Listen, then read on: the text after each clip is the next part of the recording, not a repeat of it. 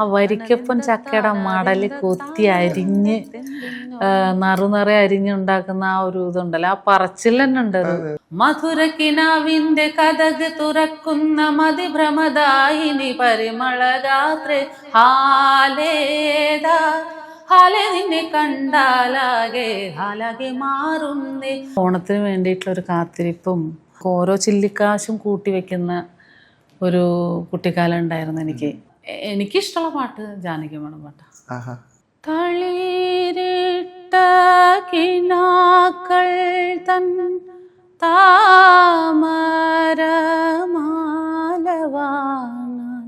വിളിച്ചിട്ടും വരുന്നില്ല വിരുന്നുകാരൻ. ആറാപ്പൂവെന്ന് വിളിച്ച് പിന്നെ മറ്റേ തൃക്കാക്കരപ്പനെ വെക്കുമല്ലോ. എന്റെ സങ്കല്പത്തിൽ അന്ന് കരപ്പെന്ന് പറയണത് പിന്നെ മാവേലിയാണെന്ന് എന്റെ വിചാരം. പാട്ടിന്റെ ഒരു കൾച്ചർ എന്ന് പറയണതേ അതിപ്പോ ഓണത്തിന്റെ പാട്ടിന്റെ കാര്യത്തിൽ മാത്രമൊന്നുമല്ല. എനിക്ക് തോന്നുന്നു ഇപ്പൊ ഈ ശബരിമല സീസൺ വരികയാണെന്ന് വിചാരിക്കാം. അയ്യപ്പ ഭക്തി ഗാനങ്ങൾ അന്ന് കേട്ടിരുന്ന ഒരു നമുക്ക് ഭയങ്കരമായിട്ട് ഹീൽ ചെയ്യും ആ പാട്ടുകളൊക്കെ കേട്ട് കഴിഞ്ഞാല്.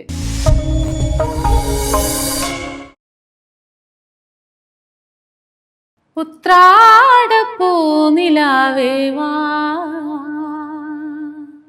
മുറ്റത്തെ പൂക്കളത്തിൽ വാടിയ പൂവനിയിൽ ഇത്തിരി പാൽ ചുരത്താൻ വാ ഉത്രാടപ്പൂനിലാവേ വാ. ഒരു ഓണം മനസ്സിലെത്തിയ ഒരു ഫീല്. മലയാളികൾക്ക് ഏറ്റവും പ്രിയങ്കരിയായിട്ടുള്ള പാട്ടുകാരി, പിന്നണി ഗായിക പുഷ്പതി ചേച്ചിയാണ് നമ്മുടെ കൂടെ ഉള്ളത്. ഓണവിശേഷങ്ങളുമായി പുഷ്പതി ചേച്ചിയോട് കുറച്ച് നേരം സംസാരിക്കാം. Welcome to town hall. നമസ്തേ. ചേച്ചിയുടെ പാട്ട് എന്ന് പറയുന്നത് മലയാളികൾക്ക് എല്ലാവർക്കും ആരും മറക്കില്ല. കാരണം ഇപ്പോഴും ട്രെൻഡിങ്ങിൽ നിൽക്കുന്ന പാട്ടാണ് ചെമ്പാവ് പുന്നലിൻ എന്ന് പറയുന്നത്. എല്ലാം ഗംഭീരമായിട്ട് നൃത്തഗീതികള്, പിന്നെ സുലേഖ മനസ്സിലെ അത് ഗംഭീരം. എനിക്ക് അതൊന്ന് തുടക്കത്തില് ഒന്ന് പാടിത്തരാം. പാതിചിരി ചന്ദ്രികയെ 14ന്റെ ചേലൊളിയേ രാക്കനിയെ താരകമേ മതി പോലെ പ്രകാശിതയേ അഴകാലെ വിഭൂഷിതയേ അലിവാലെ അലങ്കൃതയേ മധുരക്കിനാവിന്റെ കഥക് തുറക്കുന്ന മതിഭ്രമദായിനി പരിമളഗാത്രേ ഹാലേദാ ഹാലെ നിന്നെ കണ്ടാലാകെ ഹാലാകെ മാറുന്നേ. കലപലതറിയാം പെണ്ണെ ദഫിൽ മുട്ടുന്നോൻ പിന്നെ കോലിൽ കൊട്ടുന്നോൻ നിന്റെ നെഞ്ചിൽ തട്ടുന്നോൻ ഇരുമൈ തകതേ താളം തമ്മിൽ കൊള്ളാനായി പെൺമീ ആൺമീ കൊള്ളോനാ മണ്ണും വിണ്ണും ഒന്നോന സ്വർഗത്തിങ്കലെത്തിപ്പെട്ട യതീമിനാളെ. അതില് വളരെ ഫാസ്റ്റ് ആയിട്ടുള്ള ഒരു പോർഷൻ ഉണ്ട്.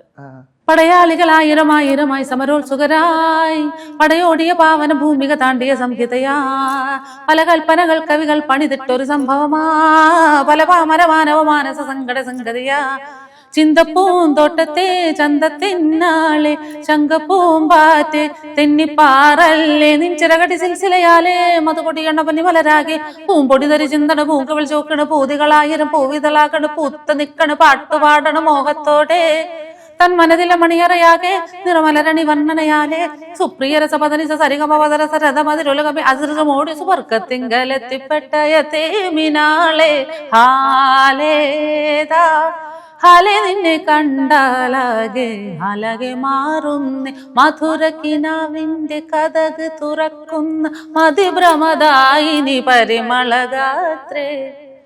ഓണത്തിന് പറ്റിയ നല്ലൊരു ഒരു എന്താ പറയാ ഒരു മുസ്ലിം ഗാനം അല്ലെങ്കിൽ മാപ്പിള ഗാനം എന്നുകൂടി വേറൊരു കൾച്ചറാണ്. അതെ, വേറൊരു കൾച്ചറാണ്.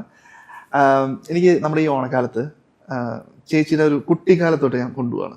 അപ്പോൾ നമ്മുടെ രണ്ട് കാലഘട്ടങ്ങളെന്ന് ആലോചിച്ച് കഴിഞ്ഞാൽ ഇപ്പോഴത്തെ ഒരു കാലഘട്ടം ഒരു ജെൻസി ജെൻ ആൽഫ എന്ന് പറയുന്ന ഒരു കാലഘട്ടം.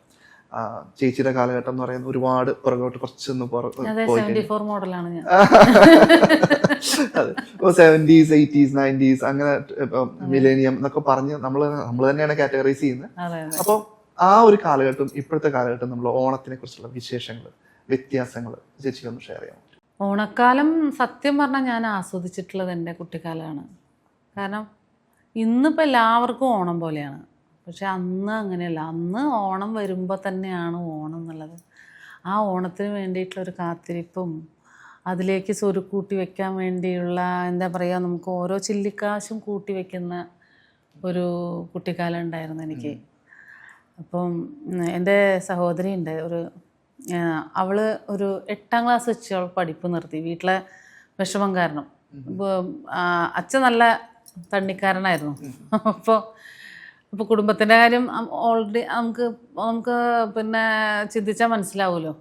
5 മക്കളാണ് ഞങ്ങൾ. അപ്പം വീട് റൺ ചെയ്യാന്ന് പറയുന്നത് വലിയ പാടുള്ളൊരു കാര്യമാണ്. അമ്മയാണ് പിന്നെ ഉള്ളൊരു ആശ്രയം. അപ്പം അമ്മയ്ക്ക് എല്ലാം കൊണ്ടും എല്ലായിടത്തേക്കും എത്തുന്നില്ല അമ്മയുടെ ഒരു വരുമാനം കൊണ്ട്. പിന്നെ ഞങ്ങൾ ഈ കുട്ടികളായിരുന്ന സമയത്ത് പശുക്കളെ നോക്കിയിട്ടും, ഞങ്ങൾക്ക് പശു ഉണ്ടായിരുന്നു, അതാണ് വലിയൊരു അനുഗ്രഹം ഉണ്ടായിരുന്നത്. അപ്പം തൃശ്ശൂരാണ് വീട്? അതെ, തൃശ്ശൂരാണ്. അപ്പോൾ പശുക്കളെ നോക്കിയിട്ടും, അപ്പോൾ ഈ പശുക്കളെ നമ്മൾ കയറഴിച്ച് വിടും, പശുവിന്റെ വഴിക്ക് പോകും, ഞങ്ങൾ വേറെ വഴിക്കായിരിക്കും കളി. പൂവ് പറിക്കാനാണെങ്കിലും, ഈ ഓണക്കാലാകുമ്പോൾ പൂവ് പറിക്കാനാണെങ്കിലും പശുവിന്റെ കയറ്, പിന്നെ പശുവിനെ തീറ്റാണ്ട് പറ്റില്ല എന്തായാലും. അമ്മ പിന്നെ ജോലി കഴിഞ്ഞ് അമ്മ വല്ല പാടത്തോ പറമ്പിലോ പണി കഴിഞ്ഞ് വരുമ്പോഴേക്കും നമ്മൾ പിന്നെ പശുവിന്റെ കാര്യം പെർഫെക്റ്റ് ആയിരിക്കണം. 4 മണിക്ക് സ്കൂൾ വിട്ട് വന്നു കഴിഞ്ഞാൽ കൃത്യമാണ് ആ കാര്യങ്ങളൊക്കെ.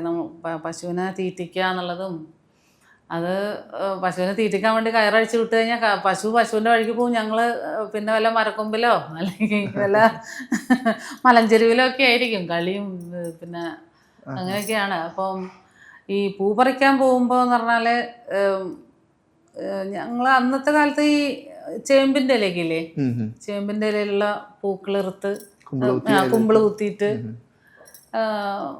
അന്നത്തെ കളികളൊക്കെ എന്ന് പറഞ്ഞാൽ എനിക്ക് കൂടുതലും ആൺകുട്ടികളായിരുന്നു എൻ്റെ കളിക്കൂട്ടുകാർ. ഈ പൂ പറിക്കലും ഉണ്ട്, മരം കയറലുണ്ട്, പിന്നെ അങ്ങനെയൊക്കെയുള്ള ഒരു നല്ല രസകരമായിട്ടുള്ളൊരു ഓർമ്മയാണ്. പിന്നെ എൻ്റെ സഹോദരി എന്ന് പറഞ്ഞല്ലോ, അപ്പോൾ അവള് കൊച്ചു പ്രായത്തിൽ അവള് ഒരു 8ാം ക്ലാസ്സൊക്കെ ആയപ്പോൾ അവൾ പഠിപ്പ് നിർത്തി. പിന്നെ അവള് ഓരോ കൈത്തൊഴിലൊക്കെ പഠിച്ച് അവൾ ഉണ്ടാക്കുന്ന ചെറിയൊരു പൈസ ഉണ്ടല്ലോ, അതുകൊണ്ട് ഞങ്ങൾക്ക് ഓണപ്പുടവയൊക്കെ വാങ്ങിച്ചു തരുന്നത് അതെ, ഓണക്കോടി. അത് ഒരു തമിഴൻ വരുമായിരുന്നു, പിന്നെ സൈക്കിളിന്റെ ബാക്കിൽ വലിയ ഒരു എന്താ പറയാ തുണിക്കെട്ടുമായിട്ട്. അപ്പോൾ വീട്ടിൽ കൊണ്ടുവന്നിട്ട് ഉമ്മറത്ത് വെച്ച് ഇതെല്ലാം അങ്ങനെ ഡിസ്പ്ലേ ചെയ്യണതും, അതിന്ന് നമ്മള് പിന്നെ പാവാട തുണി, ബ്ലൗസിന്റെ പീസ് ഒക്കെ സെലക്ട് ചെയ്യണതും, അപ്പോൾ ആ ഉണ്ടാകുന്ന ഒരു സന്തോഷം. ഞങ്ങള് അത് പിന്നെ റൊക്കം പൈസ കൊടുത്തിട്ടൊന്നുമല്ല അന്ന് ഇത് തുണി മേടിക്കുന്നത്. അതെ, നല്ല എനിക്കിപ്പോഴും ഓർമ്മയുണ്ട്. നല്ല വളപ്പൊട്ടിലൊക്കെ ഡിസൈനൊക്കെ ഉള്ളൊരു കോട്ടൺ ഉടുപ്പ് പാവാട തുണിയൊക്കെ വാങ്ങിച്ചു തന്നതും, പിന്നെ അതുപോലെ ഒരു നീലല് വെള്ള പൂക്കളൊക്കെ ആയിട്ടുള്ള നീല ബ്ലൗസും നീല പാവാടയും, പിന്നെ ഒരു ചുമന്നതിൽ ഒക്കെ എൻ്റെ സഹോദരി മേടിച്ചു തന്നിട്ടുള്ള അതൊക്കെ നല്ലൊരു എന്താ പറയുക, അതൊക്കെയാണ് സന്തോഷം ഓർക്കുമ്പോൾ. പക്ഷേ നമ്മള് കുട്ടിക്കാലത്ത് ഉണ്ടായിരുന്ന ആ ഒരു ഓണം മനസ്സിൽ ഇപ്പൊ അത് ആലോചിക്കുമ്പോ ഇപ്പൊ നമുക്ക് ഒരു ഡ്രസ്സ് വേണം. ഇപ്പൊ ഞാനിപ്പോ ഇന്നിപ്പോ പോഡ്കാസ്റ്റിന് വരുമ്പോഴും നമുക്ക് വേണമെങ്കിൽ എന്താ പറയാ, നമ്മുടെ അലമാരി തുറന്നു കഴിഞ്ഞാൽ നമുക്ക് നല്ല വസ്ത്രങ്ങളുണ്ട്. പുതിയതായിട്ട് ഇപ്പോൾ വാങ്ങിക്കണ്ടേ എന്നുള്ള ആ ഒരു എന്താ പറയാ അങ്കലാപ്പൊന്നും ഇല്ല. അന്ന് ഒരു ഫംഗ്ഷന് പോകണമെങ്കിൽ നമുക്ക് ഒരുപാട് ടെൻഷനാണ്, നല്ല ഒരു ഉടുപ്പൊക്കെ കിട്ടാൻ വേണ്ടിയിട്ട്. അപ്പം അന്നത്തെ കാലത്തെ ഓണമാണ് ശരിക്കും ഓണം. അന്ന് ആ ഓണത്തിന് വേണ്ടി ഞങ്ങൾ ഒരു വർഷം മുഴുവൻ കാത്തിരുന്നിട്ട് കിട്ടുന്ന ഓണമല്ലേ. പിന്നെ ഓണം വരുമ്പോൾ നമ്മൾ അത്തം തൊട്ട് തിരുവോണം വരെയും പൂക്കളിടും. ആ പൂക്കളിടാൻ ഞങ്ങൾ എടുക്കുന്ന എഫേർട്ട് ഉണ്ട്. അപ്പോൾ പൂത്താടിച്ചിപ്പൂവ്, പിന്നെ അതുപോലെ തുമ്പപ്പൂവ്, ഇതെല്ലാം ഞാൻ പറഞ്ഞില്ലേ പശുവിൻ്റെ കയറങ്ങ് അയച്ചു വിടും, പശുവിൻ്റെ വഴിക്ക് പോവും. ഞങ്ങൾ ഈ പൂവ് പൊട്ടിക്കും. അവസാനം അമ്മ വരുന്ന സമയത്ത് പശു എവിടെയെന്ന് ചോദിക്കുമ്പോൾ പശു.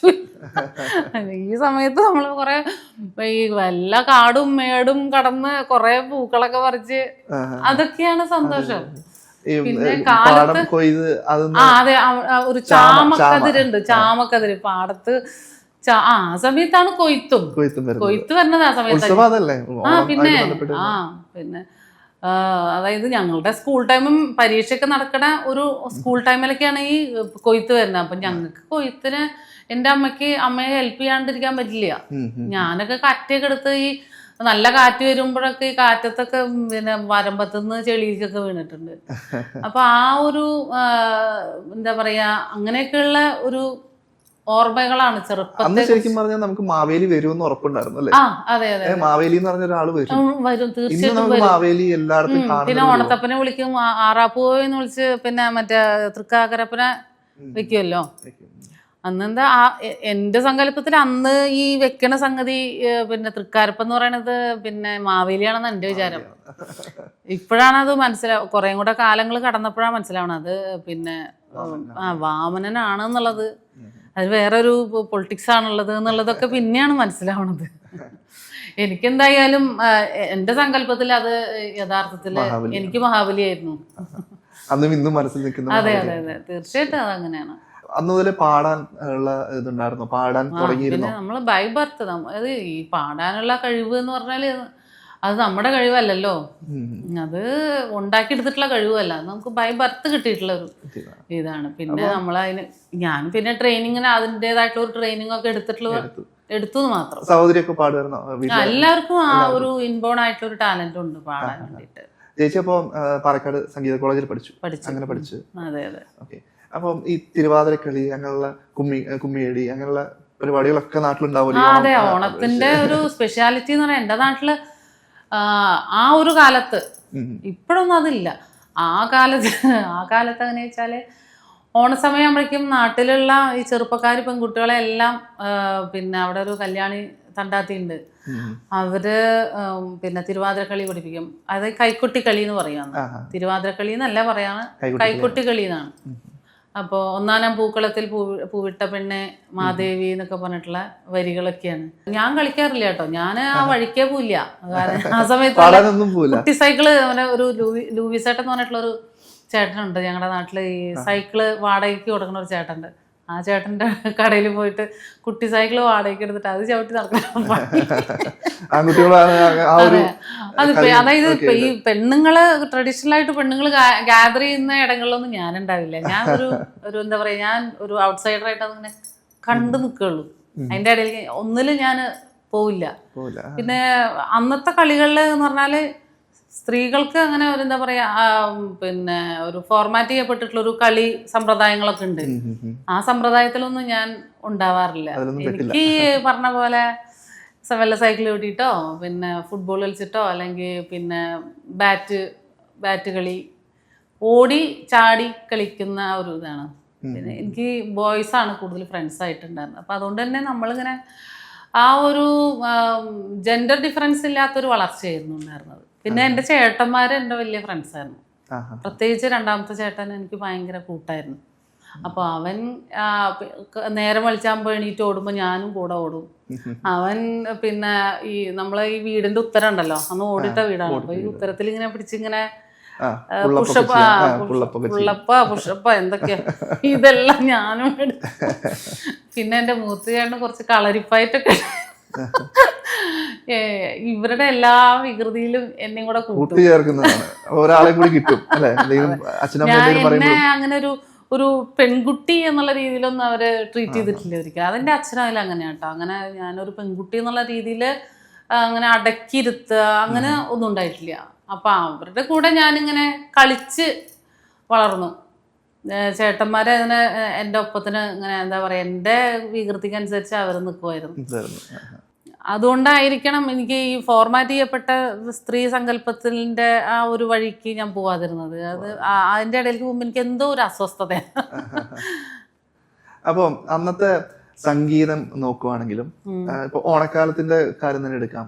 ഓണക്കാലം മാറി ഇപ്പോൾ ഒരു വാണിജ്യവൽക്കരിക്കപ്പെടുന്ന ഓണക്കാലമാണ് ഇപ്പോഴത്തെ വരുന്നത്. അപ്പൊ സംഗീതവും അതുപോലെ തന്നെ ആയിട്ട് തോന്നുന്നുണ്ടോ? എന്നുവെച്ചാൽ അന്നത്തെ കാലത്ത് ആർക്കും എങ്ങനെയും നമുക്ക് പാടാം, നമുക്ക് സ്വന്തമായിട്ട് പല കാര്യങ്ങളും പറയാൻ പറ്റും. പക്ഷെ ഇപ്പൊ എന്ന് പറഞ്ഞിട്ടുണ്ടെങ്കിൽ ഒരു സ്റ്റേജിൽ കയറി പാടുവാണെങ്കിൽ പോലും നമ്മൾ മറ്റുള്ളവർക്ക് വേണ്ടി പാടുകയാണ് എന്നുള്ളൊരു ഫീല് തോന്നിയിട്ടുണ്ടോ എപ്പോഴെങ്കിലും? ഈ പാട്ടിൻ്റെ ഒരു കൾച്ചർ എന്ന് പറയണതേ അതിപ്പോ ഓണത്തിന്റെ പാട്ടിന്റെ കാര്യത്തിൽ മാത്രമൊന്നുമല്ല. എനിക്ക് തോന്നുന്നു ഇപ്പൊ ഈ ശബരിമല സീസൺ വരികയാണെന്ന് വിചാരിക്കാം, അയ്യപ്പ ഭക്തി ഗാനങ്ങൾ അന്ന് കേട്ടിരുന്ന ഒരു നമുക്ക് ഭയങ്കരമായിട്ട് ഹീൽ ചെയ്യും ആ പാട്ടുകളൊക്കെ കേട്ട് കഴിഞ്ഞാല്. അന്ന് ശബരിമല സീസണിൽ കേട്ടിരുന്ന ഞങ്ങളൊക്കെ പാടിക്കൊണ്ടിരുന്ന എൻ്റെ അച്ഛൻ, ഞാൻ ജനിച്ച വർഷം മുതലേ ശബരിമലയ്ക്ക് പോകാൻ തുടങ്ങിയതാണ്. ഞാൻ ഉത്തര നക്ഷത്രമാണ്. അപ്പോൾ അച്ഛൻ ഞാനുണ്ടായ ആ വർഷം മുതൽ അച്ഛൻ 18 വർഷം ശബരിമലയ്ക്ക് പോയി. അപ്പോൾ എൻ്റെ വീട്ടിലൊക്കെ ഇങ്ങനെ അച്ഛനൊരു വൃശ്ചികമാസം ആകുമ്പോഴേക്കും അച്ഛനെ താടിയൊക്കെ നീട്ടാൻ തുടങ്ങും. അപ്പോൾ അമ്മയ്ക്ക് മനസ്സിലാവും ശബരിമലയ്ക്ക് പോകാൻ വേണ്ടിയിട്ടാണ്. പിന്നെ നമ്മളെല്ലാവരും നോയമ്പെടുക്കും. 41 ദിവസം നോയമ്പെടുത്തിട്ട് അച്ഛനെ ശബരിമലയ്ക്ക് പറഞ്ഞയക്കണേ. അപ്പം ആ സമയത്ത് അച്ഛൻ മദ്യപിക്കില്ല. അതാണ് അതിൻ്റെ ഒരു മോട്ടീവ് അതായിരുന്നു. അപ്പോൾ ഒരു 40-41 ദിവസം മദ്യപിക്കാത്ത ഒരു അച്ഛനെ കിട്ടുമല്ലോ എന്നുള്ളൊരിത്. ആ സമയത്ത് ഞാൻ കേട്ടിരുന്ന ഒത്തിരി നല്ല നല്ല ഹൃദയസ്പർശിയായിട്ടുള്ള ശബരിമല അയ്യപ്പനെ കുറിച്ചിട്ടുള്ള ഭക്തിഗാനങ്ങൾ ഉണ്ടായിരുന്നു. ഇന്നിപ്പോൾ അങ്ങനെയാണോ? ഇന്ന് അടിച്ച് ശബരിമല അയ്യപ്പൻ എണീറ്റ് ഓടും എന്നെനിക്ക് പലപ്പോഴും തോന്നിയിട്ടുണ്ട്. അതാണ് നേരത്തെ പറഞ്ഞ ഈ വാണിജ്യവൽക്കരണം എന്ന് പറഞ്ഞില്ലേ, സംഗീതത്തിലെ വാണിജ്യവൽക്കരണം. അത് നമ്മുടെ ആത്മീയതയെ ഒക്കെ തന്നെ അത് ബാധിച്ചിട്ടുണ്ട്. അന്ന് നമ്മൾ സോൾഫുള്ളി എന്താ പറയുക, നമ്മുടെ ആത്മാവിനെ ആനന്ദിപ്പിച്ചിരുന്ന ഒരു സംഗതി ഇന്നൊരു തരം ഒരു ഹിസ്റ്റീരിയ എന്നുള്ളൊരു ലെവലിലേക്ക് അത് മാറിയിട്ടുണ്ട്. അതിപ്പോൾ ഓണപ്പാട്ടുകളാണെങ്കിലും ഞാനിപ്പോഴത്തെ ഓണപ്പാട്ടുകളൊന്നും ശ്രദ്ധിച്ചിട്ടില്ല, സോറി. പഴയ കാലത്ത് നല്ല ഓണപ്പാട്ടുകൾ ഉണ്ടായിരുന്ന ആ ഒരു ഓർമ്മയാണ് എൻ്റെ ഉള്ളിൽ ഇപ്പോഴും ഉള്ളൂ. ഏതെങ്കിലും ഒരു ഓണപ്പാട്ട് അങ്ങനെയാണെങ്കിൽ മനസ്സിൽ വെക്കുന്ന ഒരു പാട്ട് പാടാം. തിരുവോണപ്പുലരി തൻ തിരുമുൽ കാഴ്ച വാങ്ങാൻ തിരുമുറ്റമണിഞ്ഞൊരുങ്ങി തിരുമേനിയേഴും നള്ളും സമയമായി ഹൃദയങ്ങളണിഞ്ഞൊരുങ്ങി ഒരുങ്ങി ഹൃദയങ്ങളണിഞ്ഞൊരുങ്ങി തിരുവോണപ്പുലരി തൻ തിരുമുൽ കാഴ്ച വാങ്ങാൻ തിരുമുറ്റമണിഞ്ഞൊരുങ്ങി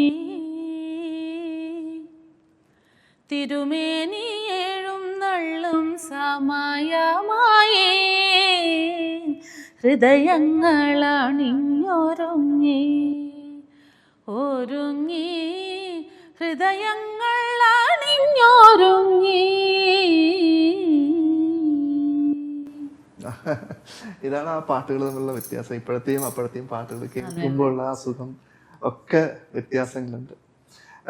ശരിക്കും ഇപ്പൊ ഈ പാട്ട് പറഞ്ഞ പോലെ തിരുവോണ കാഴ്ച വാങ്ങാൻ അല്ലെ, ഹൃദയങ്ങളെല്ലാം അണിഞ്ഞൊരുങ്ങി നിൽക്കുന്ന ഒരു കാലഘട്ടത്തിൽ നിന്ന് ഇപ്പൊ നമുക്ക് എന്തും വാങ്ങാം, പക്ഷെ ആ ഒരു കാലഘട്ടം തിരുമുൽ കാഴ്ച വാങ്ങാൻ പറ്റണില്ല.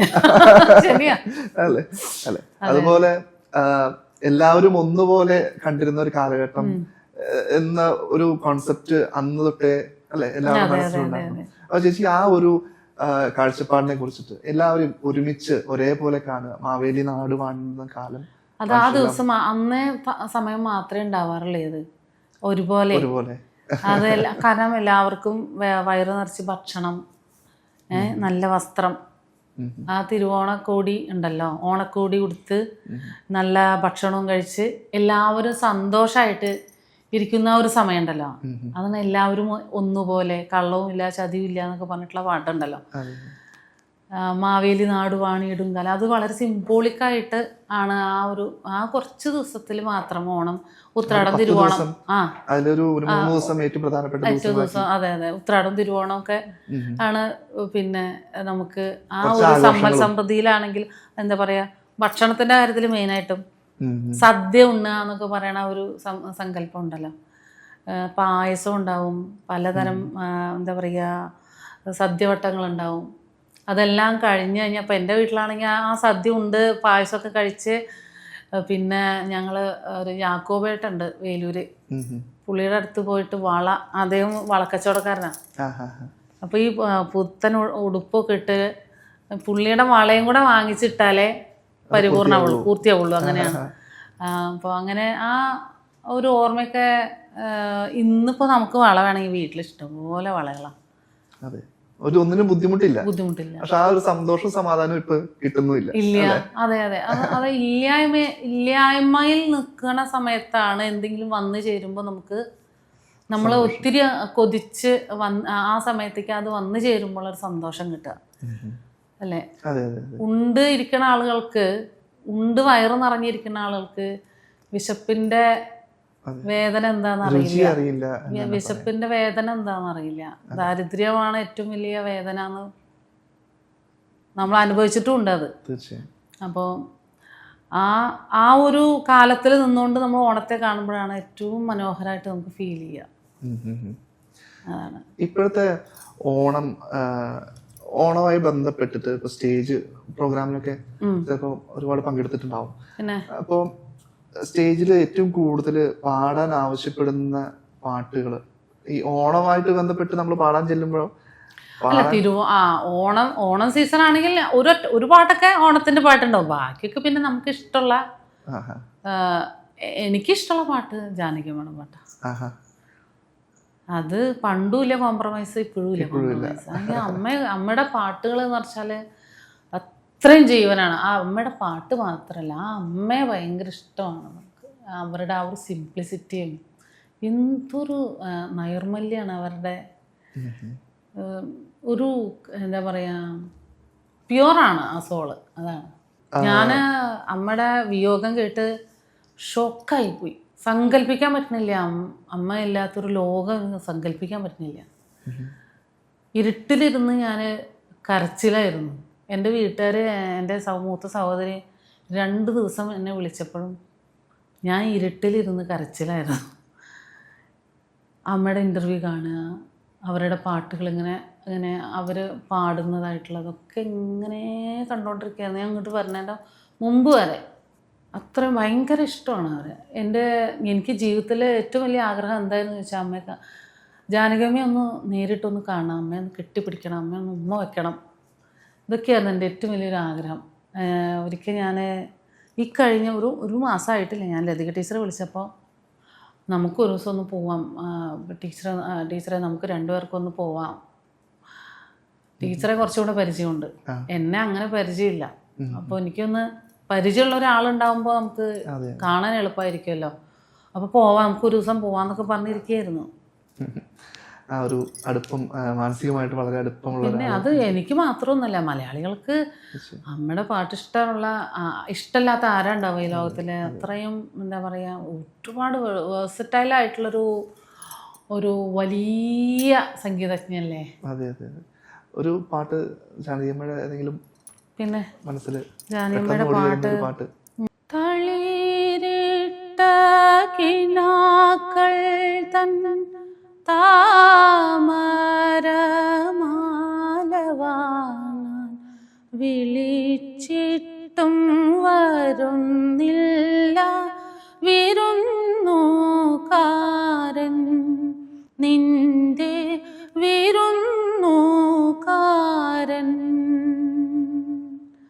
തളിരിട്ട കിനാക്കൾ തൻ താമരമാലവാങ്ങാൻ വിളിച്ചിട്ടും വരുന്നില്ല വിരുന്നുകാരൻ,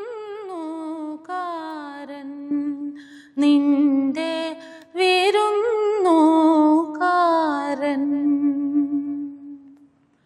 പൂനുള്ളി കൈവിരൽ കുഴഞ്ഞല്ലോ പൂക്കാരി മലരെ നീയാർക്കു വേണ്ടി.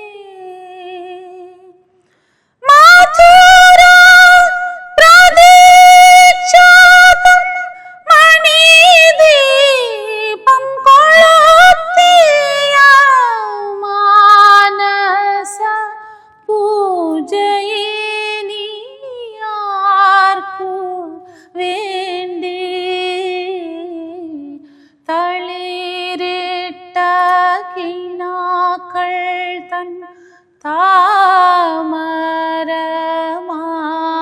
വാങ്ങാൻ വിളിച്ചിട്ടും വരുന്നില്ല വിരുന്നുകാരൻ നിന്റെ വിരുന്നുകാരൻ. അത്ര മനോഹരമായിട്ടല്ലേ അതെ അതെ അതെ, അമ്മ പാടുന്ന എന്തൊരു രസമായിട്ടാ പാടുക. അവര് എനിക്ക് ഭയങ്കര അത്ഭുതമായിട്ടുണ്ട്. അതായത് ഇഞ്ചിയടുപ്പഴക ആ പാട്ടില്ലേ, അതിന്റെ ഫ്രം ദ ബിഗിനിങ്ങില്, അതായത് അവരുടെ അടുത്ത് പാടാൻ പറയുന്നു, രേവതിയുടെ അടുത്ത് കമലഹാസൻ പാടാൻ പറയുന്നു. അപ്പോൾ അവര് മടിച്ച് പാടുന്നില്ല. ആ മടിയൊക്കെ ശരിക്കും അവരുടെ വോയിസിൽ ആ ശരിക്കും അഭിനയം ഉണ്ട്. അതിലെ അഭിനയത്തിന് ആ ഒരു കഥാപാത്രത്തിന് വേണ്ട വോയിസ് ആ സമയത്ത് എന്താണ് വൈകാരികമായിട്ടുള്ള ഒരു ഫീല് എന്താണെന്നുള്ളതൊക്കെ അത് ചേച്ചിയും അഡാപ്റ്റ് ചെയ്യാൻ ശ്രമിച്ചിട്ടുണ്ടോ? ചേച്ചിയുടെ പാട്ടുകളിൽ അതുപോലെ സംവിധായകൻ പറയുന്നത് ഇന്നതാണ് എന്ന് പറയുമ്പോൾ ആ ഒരു ഫീൽ ചെമ്പാവൊക്കെ പാടുമ്പോ ചെമ്പാവിനൊന്നും പക്ഷെ അതൊന്നും പാടാൻ അത്ര ഒരു ബുദ്ധിമുട്ടുള്ള ഒരു പാട്ടല്ലല്ലോ. പക്ഷെ ഇതെന്ന് പറഞ്ഞാല് പിന്നെ വൈകാരിക ബന്ധങ്ങളെ കാണിക്കുന്ന എക്സ്പ്രഷൻസ് ഉണ്ടല്ലോ, അത് ഫീൽ ചെയ്യിക്കുക എന്നുള്ളതാണ് അത്യഭാരമായിട്ടുള്ള കഴിവല്ലേ. ഒരു പാട്ടുകാരി അതിലും കൂടി അഭിനയം കൂടിയും അതെ അതെ അതെ തീർച്ചയായിട്ടും അതൊക്കെ വലിയൊരു കഴിവാണ്. എനിക്ക് നമ്മളൊന്നും അതിന്റെ അടുത്ത് കൂടെ എത്തുമെന്നുള്ളത് എനിക്കറിയില്ല. നമുക്കൊന്നും അവരെ പോലെ അവരേ ഉള്ളൂ, അതാണ് സത്യം. ഈ ഓണത്തിന്റെ കാര്യത്തിലോട്ട് നമ്മൾ പറയുകയാണെങ്കിൽ ചേച്ചിയുടെ സംഗീത ഒരു കാലഘട്ടം തുടങ്ങുമ്പോൾ പാലക്കാട് കോളേജിൽ നിന്ന് പഠിച്ച് അവിടുന്ന് ഹോസ്റ്റലിലൊക്കെ നിന്നാണ് പഠിച്ചത്.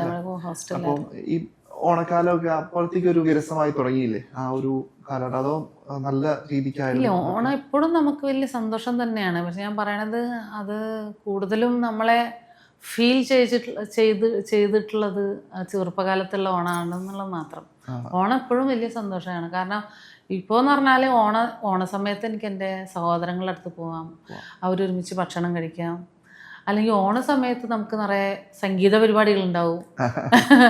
അതുവരെ വഴി നമുക്ക്, അതായത് ഓണ സീസണാണ് ഒരു കലാകാരിയുടെ അല്ലെങ്കിൽ കലാകാരൻ്റെ ഏറ്റവും ഹാർവെസ്റ്റിംഗ് ടൈം.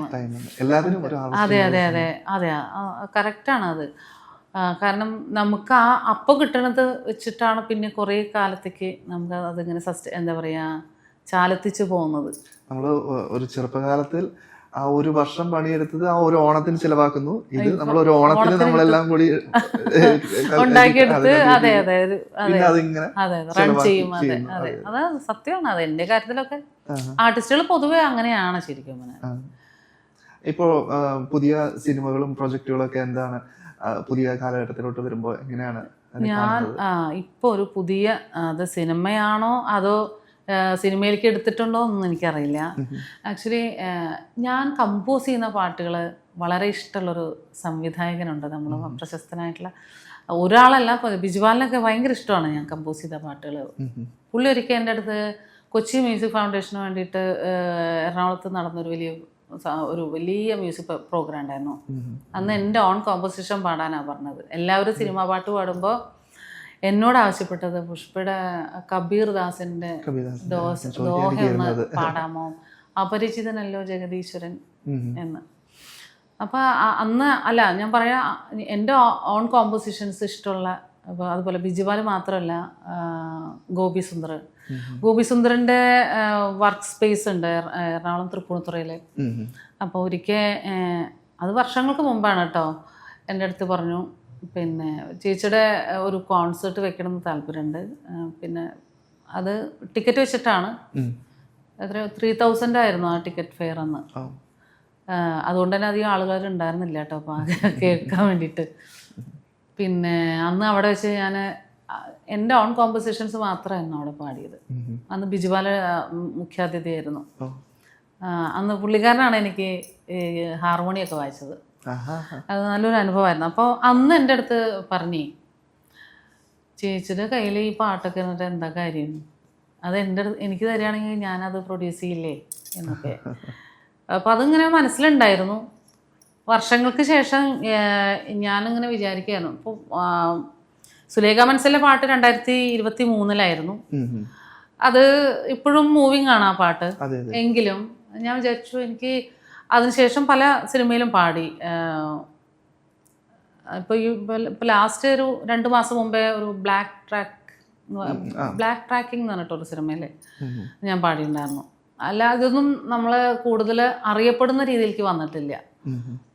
അപ്പോൾ ഇനി ഒരു ഹിറ്റ് വേണമല്ലോ എന്നിങ്ങനെ വിചാരിക്കും. അപ്പോൾ ഞാൻ എഴുതി ഞാൻ തന്നെ കമ്പോസ് ചെയ്ത ഞാൻ തന്നെ പാടുന്നൊരു പാട്ട്. അപ്പോൾ അത് ഒരിക്കൽ എൻ്റെ ബർത്ത്ഡേ മെയ് 30 അപ്പം ഞാൻ വെറുതെ ഫേസ്ബുക്ക് ഇങ്ങനെ നോക്കി, പിന്നെ ഇൻസ്റ്റയിലൊക്കെ ഇങ്ങനെ വെറുതെ നോക്കിയപ്പോണ്ട് ഗോപി സുന്ദറിൻ്റെ ബർത്ത്ഡേയും അന്നാണ്.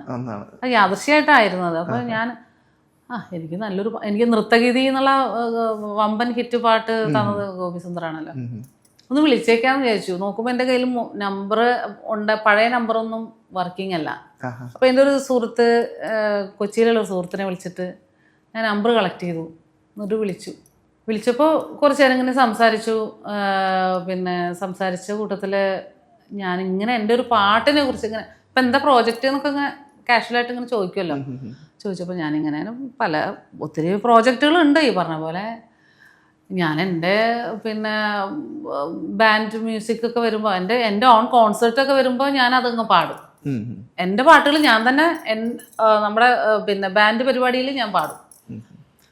അതിനേക്കാൾ അപ്പുറമായിട്ട് അത് പ്രൊഡ്യൂസ് ചെയ്യാൻ അങ്ങനെയൊന്നും ഞാൻ നോക്കിയിട്ടില്ല. അപ്പോൾ ഒരു പാട്ട് ഞാനിപ്പോൾ ബാൻഡിൽ പാടാത്തൊരു പാട്ടുണ്ടായിരുന്നു എന്നൊക്കെ പറഞ്ഞു, വളരെ നോർമലായിട്ട്. അപ്പോൾ ഞാനെന്നാൽ അതൊന്നും അങ്ങനെ മൂളി കേട്ടോ. ചെമ്പെല്ലാം തെളിഞ്ഞു പോയ തെയ്യം താര, അത് ആ പാട്ടിൻ്റെ ഫസ്റ്റ് ലൈൻ പൊയ്കലപ്പച്ചൻ പണ്ട് എഴുതി വെച്ചിട്ടുള്ളതാണ്. അദ്ദേഹത്തിൻ്റെ ബയോഗ്രഫി ഇങ്ങനെ വായിച്ചപ്പോൾ അതിലിങ്ങനെ ചെമ്പെല്ലാം തെളിഞ്ഞു പോയ തെയ്യന്താര, രക്ഷിക്കപ്പെടാത്തവരെ തെയ്യന്താര, അതിങ്ങനെയായിരുന്നു ഞാൻ അന്ന് കമ്പോസ് ചെയ്തത്. സത്യം പറഞ്ഞവരെ കണ്ടിച്ചു മുറിച്ചു, അവരെ ഭൂമിയിൽ നിന്നും നിലവിളിക്കുന്നു, തകതയും താര തകതയും താര. അങ്ങനെ ഒരു ട്യൂണില് അത് ഞാൻ കമ്പോസ് ചെയ്ത് വെച്ചിട്ടുണ്ടായിരുന്നു. അത് പക്ഷെ ഞാൻ ഒരു ഒറ്റ ബാൻഡിൽ ഞാൻ പാടിയിട്ടില്ല. എൻ്റെ പരിപാടിയിലൊന്നും ഞാനത് പാടിയിട്ടില്ല. അതെന്തെങ്കിലും നല്ല രീതിയിൽ ഒന്ന് ചെയ്യണം എന്നൊക്കെ വിചാരിച്ചിട്ട് അങ്ങനെ അതങ്ങ് മാറ്റി വെച്ചു. എൻ്റെ അടുത്ത് പലരും പല സന്ദർഭത്തിൽ ഇങ്ങനെ സ്ത്രീകളുടെ മാത്രമായിട്ടുള്ള സംഗീത പരിപാടി ചെയ്യാൻ വേണ്ടിയിട്ട്. അപ്പോൾ ഇൻസ്ട്രുമെൻറ്റ്സ് മര്യാദയ്ക്ക് വായിക്കുന്ന ഉണ്ടാവുമായിരിക്കും, പക്ഷേ എനിക്ക് ഇപ്പോൾ നല്ലൊരു ലീഡ് ഗിറ്റാറിസ്റ്റിനെ എനിക്ക് എൻ്റെ കോണ്ടാക്റ്റിൽ കിട്ടുന്നില്ല. ബേസ് ഗിറ്റാറിസ്റ്റിനെ അവരൊക്കെ ഉണ്ടാവുമായിരിക്കും കേട്ടോ, പക്ഷേ എൻ്റെ ഒരു ഇതിലേക്ക് വരാത്തത് കൊണ്ടായിരിക്കും. അപ്പോൾ അങ്ങനെ ഞാൻ ആ പരിപാടി ചെയ്യാൻ പറ്റാതെ പല സന്ദർഭത്തിലും സ്ത്രീകളെ മാത്രം വേണമെന്ന് പറയുമ്പോഴേ ഇൻസ്ട്രുമെന്റ്സ് എനിക്ക് കൂടെ വായിക്കാൻ ഇൻസ്ട്രുമെന്റ്സ് മര്യാദയ്ക്ക് വായിക്കുന്ന ആൾക്കാർ വേണമല്ലോ. അതില്ലാത്ത പിന്നെ എനിക്ക് അവൈലബിൾ അല്ലാത്തതുകൊണ്ട് അതൊക്കെ പലപ്പോഴും പാടാൻ പറ്റിയിട്ടില്ല. അപ്പം അങ്ങനെ ഒരു ദിവസം ഞാനിങ്ങനെ രാജലക്ഷ്മിയുടെ അടുത്ത് ഇങ്ങനെ നമ്മളിതുപോലെ ഒരു സൗഹൃദ സംഭാഷണത്തിൽ പറഞ്ഞപ്പോഴാണ്, ഇപ്പം എല്ലാം ബാൻഡ് പരിപാടിയല്ലേ ചേച്ചി എന്നവളെ എൻ്റെ അടുത്ത് പറയും. അതിനിപ്പോൾ എന്താടേ നമുക്ക് വേണമെങ്കിൽ ഒരു ബാൻഡ് ഉണ്ടാക്കാം എന്നങ്ങനെ പറയും. അങ്ങനെ ഞങ്ങൾ പിന്നെ ഞാനും അവളും കൂടെ എന്നാൽ ശരി എന്നൊക്കെയുള്ള രീതിയിൽ മുന്നോട്ട് പോകാമെന്ന് വിചാരിച്ചു. പക്ഷേ അത് അത്രയധികം പോയില്ല. അതിന് ഈ പറഞ്ഞ പോലെ ഈ ചെമ്പെല്ലാം തെളിഞ്ഞു പോയ തെയ്യന്താര എന്നുള്ളൊരു ഇതുണ്ടല്ലോ. അപ്പം ഞാൻ വിചാരിച്ചെന്നാൽ നമുക്ക് ബാക്കിയുള്ളതൊരു വരിയാക്കി എടുത്താലോ എന്നിങ്ങനെ ഞാനിങ്ങനെ ആലോചിക്കുക. ആ ആലോചനയിൽ ഞാൻ മാത്രമേ ഉള്ളൂ സത്യം പറഞ്ഞാൽ. കാരണം ബാക്കി വരികളൊക്കെ ഞാൻ തന്നെ എഴുതിയത്. ചെമ്പെല്ലാം തെളിഞ്ഞു പോയ തെയ്യന്താര, പിന്നെ ഒന്ന് ചേരുമ്പോൾ ഇമ്പമായ തെയ്യന്താര, അങ്ങനെ വരികൾ സ്വയങ്ങളെ എഴുതി കൂട്ടി അതൊരു നല്ലൊരു ബ്ലൂസ് മ്യൂസിക്കിൻ്റെ സ്റ്റൈലിൽ കമ്പോസ് ചെയ്തു. അങ്ങനെ ആ പാട്ടാണ് ഞാൻ ഗോപി സുന്ദറിനെ കേൾപ്പിച്ച പുള്ളിക്ക് പെട്ടെന്ന് അത് ക്യാച്ചിങ് ആയി, ഭയങ്കര ഇഷ്ടമായി. അത് നല്ല ക്യാച്ചി ആണല്ലോ ചേച്ചി എന്ന് പറഞ്ഞു. എനിക്കതൊന്ന് അയച്ചു തരുമെന്ന് ചോദിച്ചു. ഞാൻ അപ്പം തന്നെ അത് വോയിസ് നോട്ട് ഇതിൽ മൊബൈലിൽ വോയിസ് എടുത്ത് അയച്ചു കൊടുത്തു, ലിറിക്സും അയച്ചു കൊടുത്തു. ഒരു 4 ദിവസമൊക്കെ ആയപ്പോൾ പുള്ളി അത് മൊത്തം ഓർക്കസ്ട്രേഷൻ ചെയ്യിച്ചിട്ട് AI കൊണ്ട് പാടിപ്പിച്ചിട്ട് എനിക്ക് അയച്ചു തന്നു. ഓ ഓ ഓ അത് ഗംഭീരമായിരുന്നു ആ പാട്ട്. ആഹാ. അങ്ങനെ ഞാൻ വിചാരിക്കായിരുന്നു എനിക്കൊരു ഹിറ്റ് ഉണ്ടാവണം എന്നുള്ളൊരു ആലോചനയുടെ പുറത്തുണ്ടായിട്ടുള്ളൊരു വർക്കായി മാറി അത്. ഓക്കെ. ആ ഒരു ആഗ്രഹത്തിൻ്റെ പുറത്തുണ്ടായ ഒരു വർക്കായിട്ട് അത് മാറി. അത് ഓൾറെഡി പിന്നെ ഞാൻ എൻ്റെ വോയിസ് അവരുടെ സ്റ്റുഡിയോയിൽ എറണാകുളത്ത് പോയിട്ട് എൻ്റെ വോയിസ് AI മാറ്റിയിട്ട് ഞാൻ എൻ്റെ വോയിസ് എടുത്ത് കൊടുത്തു. എന്നിട്ട് ഇപ്പോൾ അതിൻ്റെ വീഡിയോ ഷൂട്ടെല്ലാം കഴിഞ്ഞു. ഓണത്തിന് മുമ്പ് ഇറങ്ങുമെന്ന് പറയുന്നുണ്ട്. ഞാൻ എൻ്റെ റൈറ്റ്സ് എല്ലാം പുള്ളിക്ക് എഴുതി കൊടുത്തു. കാരണം ഇത്രയും കോസ്റ്റ്ലി ആയിട്ടായിരുന്നു അത്. പിന്നെ ജങ്കാറ് എന്താണ് അഷ്ടമുടി കായൽ അല്ലേ, അഷ്ടമുടി കായൽ, പിന്നെ വേമ്പനാട്ട് കായൽ, അങ്ങനെ കുറേ കായലൊക്കെ നമ്മൾ ഈ ജങ്കാറിലും പിന്നെ ഈ സ്പീഡ് ബോട്ടിലും പിന്നെ സാധാരണ ബോട്ടിലും ഒക്കെ ആയിട്ട് കറങ്ങിയിട്ട് പിന്നെ വലിയ തോണിയിലും പുള്ളി നന്നായിട്ട് അതിനെ പൈസ മുടക്കി. പിന്നെ മോഡൽസിനെ കൂടെ വിളിച്ചിട്ട് അങ്ങനെയൊക്കെ ആയിരുന്നു. മോഡലും കൂടെ 2 മോഡൽസും ഉണ്ട്. പിന്നെ ഇൻസ്ട്രുമെൻ്റ് വായിക്കുന്ന വേറെയും ഡ്രമ്മർ, പിന്നെ ഒരു വയലിനിസ്റ്റ്, അവരൊക്കെ വെച്ചിട്ടാണ് ഷൂട്ട് ചെയ്തത്. ഓണത്തിന് മുമ്പ് അത് ഇറങ്ങും എന്നാണ് എൻ്റെ പ്രതീക്ഷ. ഞാൻ ആ ഒരു പ്രതീക്ഷയിലാണ് ഇരിക്കുന്നത്. എന്തെങ്കിലും നമ്മളെന്തെങ്കിലും ക്രിയേറ്റീവായിട്ട് ചെയ്തുകൊണ്ട് നിൽക്കുമ്പോഴാണ് നമ്മളെപ്പോഴും ലൈവായിരിക്കണം എന്നുള്ളതാണ്. എന്താ പറയാ, ഞാനാലോചിക്കും ഇത്രയും വലിയ മഹാഗായികയൊക്കെ ഈ ലോകം വിട്ടുപോയി. പക്ഷേ അവരിപ്പോഴും ജീവിച്ചിരിക്കുന്ന പോലെയല്ലേ ശരിക്കും നമ്മുടെ എല്ലാവരുടെയും ഹൃദയത്തിൽ. എന്താ നമ്മൾ ജീവിച്ചിരിക്കുമ്പോൾ നല്ല കർമ്മം ചെയ്യുക.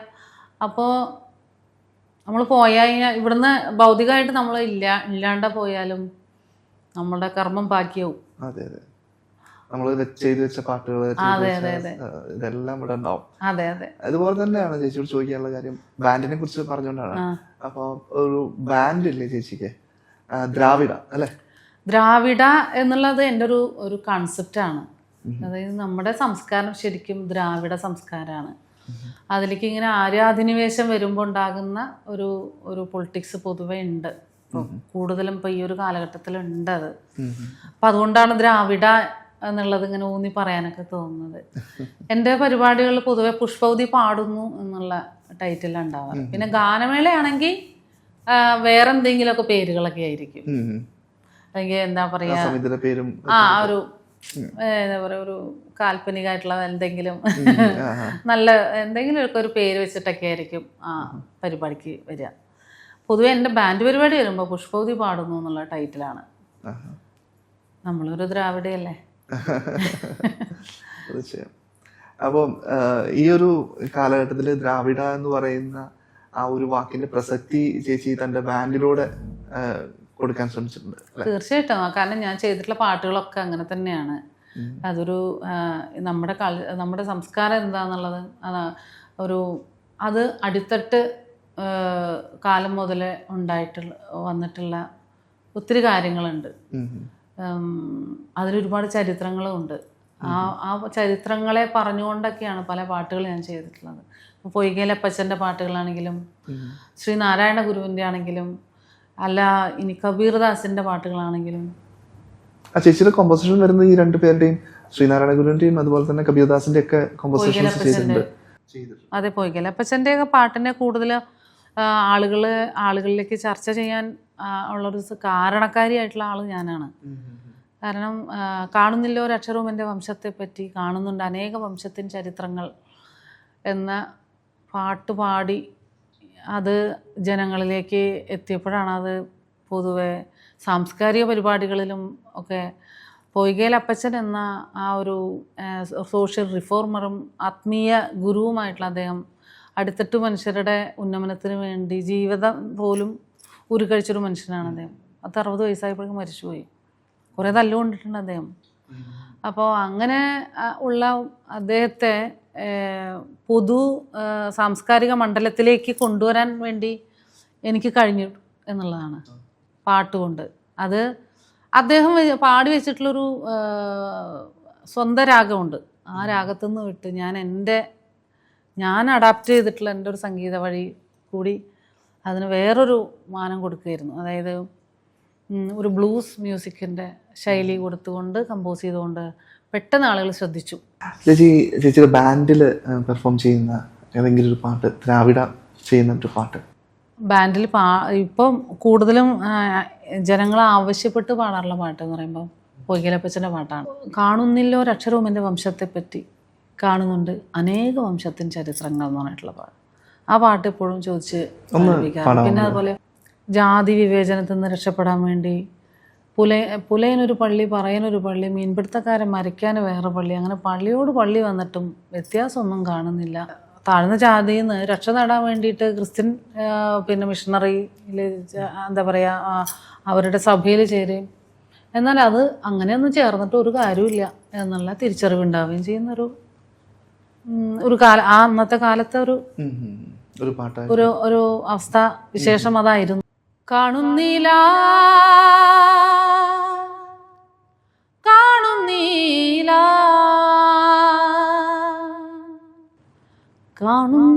കാണുന്നീലൊരക്ഷരവും എൻ്റെ വംശത്തെ പറ്റി, കാണുന്നുണ്ട് അനേക വംശത്തിൻ ചരിത്രങ്ങൾ. ഇതുപോലെ തന്നെ ഈ ദ്രാവിഡെ കുറിച്ച് ചോദിച്ചപ്പോൾ ആ കോൺസെപ്റ്റ് പറഞ്ഞു ചേച്ചി. ഇതുപോലൊരു ഇൻസിഡന്റ് ആയിരുന്നു ഈ അടുത്ത കാലത്തുണ്ടായിരുന്ന ഒരു കോൺട്രവേഴ്സി, ഒരു വേദിയിൽ ചേച്ചി അഭിമുഖീകരിക്കപ്പെട്ടത്. അതിനെക്കുറിച്ച് എന്താണ് ചേച്ചിക്ക് ഇപ്പോൾ ഓർത്തെടുക്കാൻ പറ്റുന്നത്? കോൺട്രവേഴ്സി എന്ന് പറയുമ്പോൾ കഴിഞ്ഞ ഓണത്തിന്റെ തൊട്ട് മുമ്പായിരുന്നു അത്, അല്ലേ? അടൂർ ഗോപാലകൃഷ്ണൻ സാറിന്റെ ഒരു കോൺട്രവേഴ്സി. അത് ഈ സ്ത്രീകൾക്കും അതുപോലെ ഷെഡ്യൂൾഡ് കാസ്റ്റിലെ SC ST വിഭാഗത്തിൽപ്പെട്ടിട്ടുള്ള അടിത്തട്ട് മനുഷ്യർക്ക് വേണ്ടി പിന്നെ സിനിമ നിർമ്മിക്കാൻ വേണ്ടി ഉണ്ടായിട്ടുള്ള ഒരു സർക്കാരിൻ്റെ സംവിധാനമായിരുന്നു. അത് വളരെ നല്ല കാര്യമല്ലേ? നമുക്കറിയാലോ ഒരു സിനിമയൊക്കെ ഉണ്ടാക്കണമെങ്കിൽ എന്തുമാത്രം പണം വേണം. അങ്ങനെയുള്ളൊരു സോഷ്യൽ എന്താ പറയുക ഒരു കപ്പാസിറ്റി ഉള്ള ആളുകളല്ല അവർ. അങ്ങനെയുള്ള ആളുകൾക്ക് അത്തരം സഹായങ്ങൾ ചെയ്യണതിൽ എന്താ തെറ്റുള്ളത്? സ്ത്രീകളായാലും അങ്ങനെയല്ലേ? അരികുവൽക്കരിക്കപ്പെട്ടിട്ടുള്ള ഒരു സമൂഹത്തിന് വേണ്ടി ഒരു നല്ല ഒരു പോളിസി സർക്കാർ കൊണ്ടുവരുമ്പോൾ അപ്പോൾ അതിൽ വേറെ എന്തെങ്കിലും തരത്തിലുള്ള അഴിമതി ഉണ്ടെങ്കിൽ ആ അഴിമതി ഇല്ലാണ്ടാക്കണം, അല്ലാണ്ട് ഈ ഒരു പോളിസി ഇല്ലാണ്ടാക്കരുത്. പിന്നെ അതിൻ്റെ ഉള്ളിൽ അഴിച്ചുപണി നടത്താനുള്ള നിർദ്ദേശങ്ങൾ കൊടുക്കരുത്. അതൊന്നും ചെയ്യാൻ പാടില്ല എന്നുള്ളതാണ്. അപ്പം ഞാൻ വളരെ ബഹുമാനം നിലനിർത്തിക്കൊണ്ട് തന്നെ അതിനെ എതിർത്തു. അപ്പം ഓൺ ദ സ്പോട്ടിൽ എതിർത്തത് എന്തുകൊണ്ടാണെന്ന് വെച്ചാൽ അദ്ദേഹം പരസ്യമായിട്ട് എല്ലാ മീഡിയക്കും മുമ്പിൽ വെച്ചിട്ടാണ് പറയണത്. അപ്പം പിന്നെ അതിൻ്റെ മറുപടി ഞാൻ പുള്ളിയുടെ ചെവിയിൽ പോയി പറഞ്ഞിട്ട് കാര്യമില്ല, അതാരും അറിയില്ലല്ലോ. അപ്പം ഞാനും അപ്പോൾ പരസ്യമായിട്ട് എതിർത്തു. അതുണ്ടായി. അതിന് ഒരുപാട് വിമർശനങ്ങൾ ചേച്ചിക്കും ഒരുപാട് വിമർശനം വെച്ചാൽ അദ്ദേഹത്തിൻ്റെ ഭാഗത്തു നിന്നുള്ള വിമർശനം തന്നെയാണ് ഉണ്ടായിട്ടുള്ളത്. അല്ലാതെ മീഡിയ വലിയ സപ്പോർട്ടായിരുന്നു. മീഡിയ മാത്രമൊന്നുമല്ല, ഇവിടുത്തെ ഭരണപക്ഷം പ്രതിപക്ഷ വിഭാഗത്തു നിന്നുള്ള ഇപ്പോൾ രമേശ് ചെന്നിത്തല അടക്കമുള്ള അന്നത്തെ പ്രതിപക്ഷ നേതാവ് ഒക്കെ വലിയ സപ്പോർട്ടായിരുന്നു. മാധ്യമങ്ങളിൽ കൂടി ഞാനത് അറിഞ്ഞു. പിന്നെ ഗോവിന്ദൻ മാഷ് എന്നെ നേരിട്ട് വിളിച്ച് സംസാരിക്കുകയൊക്കെ ചെയ്തു. എന്നാൽ അതിൽ തന്നെ ഇപ്പോൾ അന്ന് ഭരിച്ചുകൊണ്ടിരുന്ന പാർട്ടിയിലെ ഒരു നേതാവ് മറു സൈഡിനെ കുറിച്ച് സംസാരിക്കണമെന്നൊക്കെ ഞാൻ അറിഞ്ഞു, കേട്ടു. ശ്രീകുമാര തമ്പി സാറിന്റെ തമ്പി സാറിന്റെ പാട്ടുകൾ എനിക്ക് ഭയങ്കര ഇഷ്ടമുള്ളൊരു എന്താ പറയുക, എൻ്റെ അച്ഛനൊക്കെ പാടി കേട്ട് വളർന്നിട്ടുള്ളതാണ്. അപ്പോൾ അത് വൈകാരികമായിട്ട് അദ്ദേഹത്തിൻ്റെ പാട്ടുകൾ, ജാനകിയമ്മയുടെ പാട്ട് പറയണ പോലെ തന്നെയാണ്.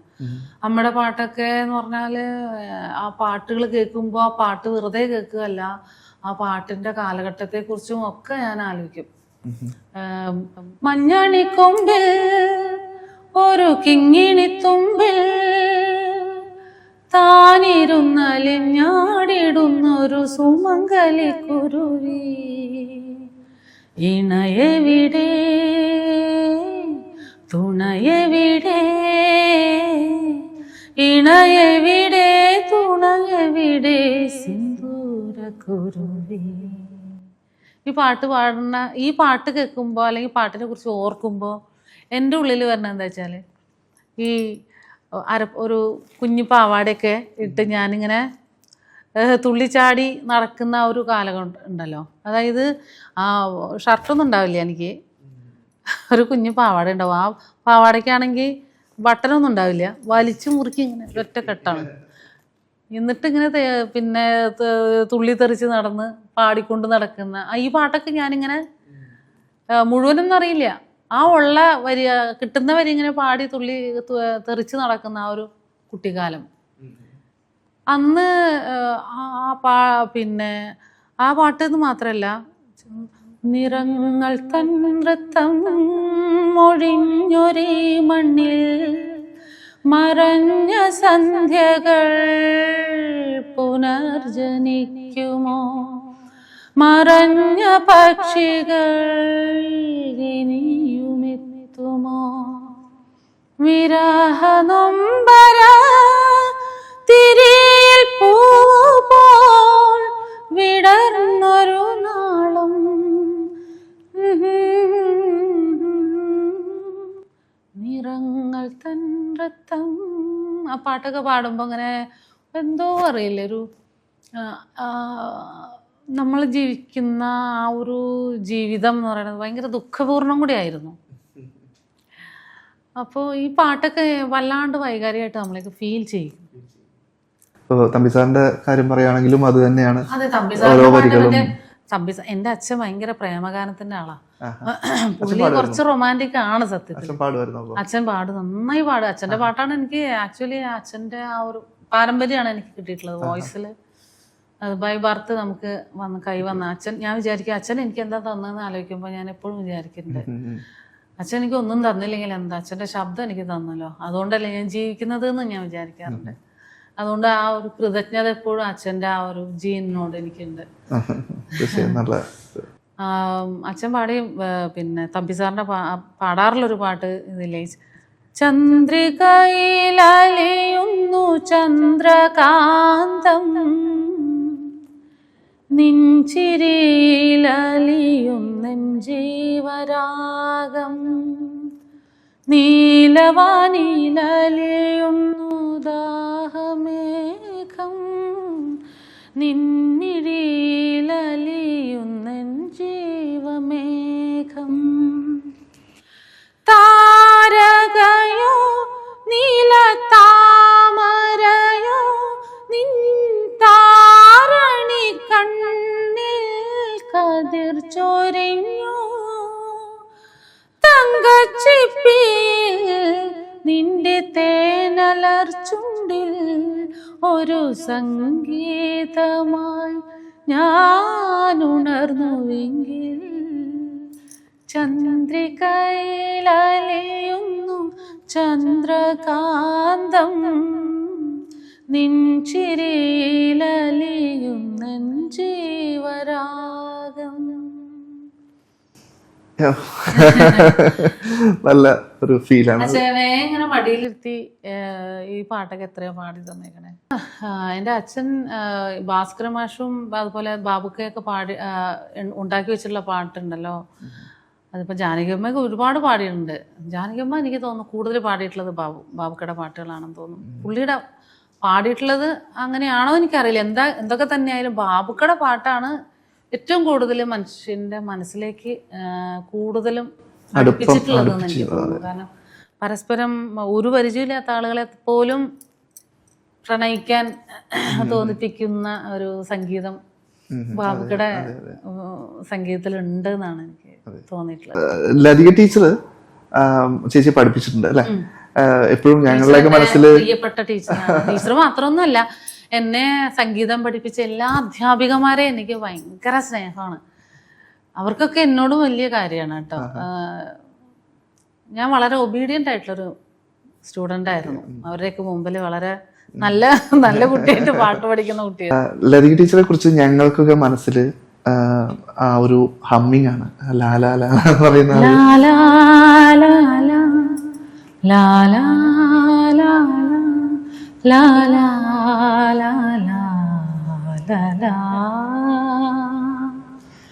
ലാലാ ലാലാ ലാലാ ലാലാ ലാലാ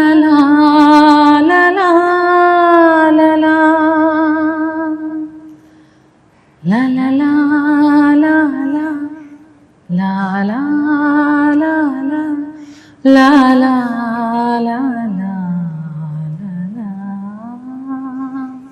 ടീച്ചറൊക്കെ എൻ്റെ വളരെ എന്താ പറയാ പ്രിയപ്പെട്ട ടീച്ചറാണ്. എൻ്റെ ക്ലാസ് ടീച്ചറാണ്. ഫസ്റ്റ് ഇയർ നിങ്ങൾക്കൊക്കെ ഭാഗ്യം കിട്ടിയത് എന്താ വെച്ചിട്ടുണ്ടെങ്കിൽ ഞങ്ങൾക്കൊക്കെ ഇത് കണ്ട് അല്ലെങ്കിൽ ഒരു സിനിമയിൽ കണ്ട് ആ പാട്ടുകൾ അല്ലെങ്കിൽ ഹമ്മിങ് കേട്ട് ഞങ്ങൾ അനുഭവിക്കേണ്ടി വന്നിട്ടുള്ള ആ ഒരു ഫീലിങ്സ് ചേച്ചിക്കൊക്കെ നേരിട്ട് ആ ഒരു ഫീലിങ്സ് കിട്ടി. അവരുടെ പ്രിയപ്പെട്ട ശിഷ്യയായി മാറാൻ പറ്റി. ടീച്ചറെ വലിയ പ്രിയപ്പെട്ട ഒരു ശിഷ്യയാണ് എന്ന് അഭിമാനപൂർവ്വം എന്താ പറയാ സന്തോഷപൂർവ്വം എനിക്ക് ടീച്ചർ ഫസ്റ്റ് ഇയറിൽ എൻ്റെ ക്ലാസ് ടീച്ചറായിരുന്നു. പല സന്ദർഭത്തിലും ടീച്ചറെ എന്ന് വിളിക്കണേന്ന് പറഞ്ഞ ചേച്ചി എന്ന് വിളിച്ചിട്ടുണ്ട്.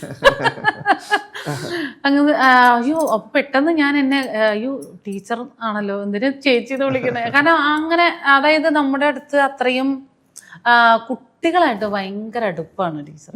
ഫ്രണ്ട്സിനെ പോലെയാ. അത് നമുക്ക് ഭയങ്കര ഒരു ടീച്ചറുടെ ഒരു സഹൃദയത്വം ഉണ്ടല്ലോ, ഭയങ്കരമായിട്ട് നമ്മളെ അടുപ്പിക്കും. അങ്ങനത്തെ ഒരു സ്നേഹനിധിയായിട്ടുള്ള ഒരു ടീച്ചറാണ്. സ്നേഹനിധിയാണ്. ഞങ്ങളൊക്കെ ടീച്ചറുടെ മക്കളെ പോലെയാണ്. ഇപ്പോൾ ഫേസ്ബുക്കിലൊക്കെ ടീച്ചർ മറ്റ് സ്റ്റുഡൻസ് ഒക്കെ ഇങ്ങനെ ടീച്ചറുടെ കൂടെയുള്ള ഫോട്ടോ കാണുമ്പോൾ എനിക്കൊക്കെ അസൂയ വരാറുണ്ട്.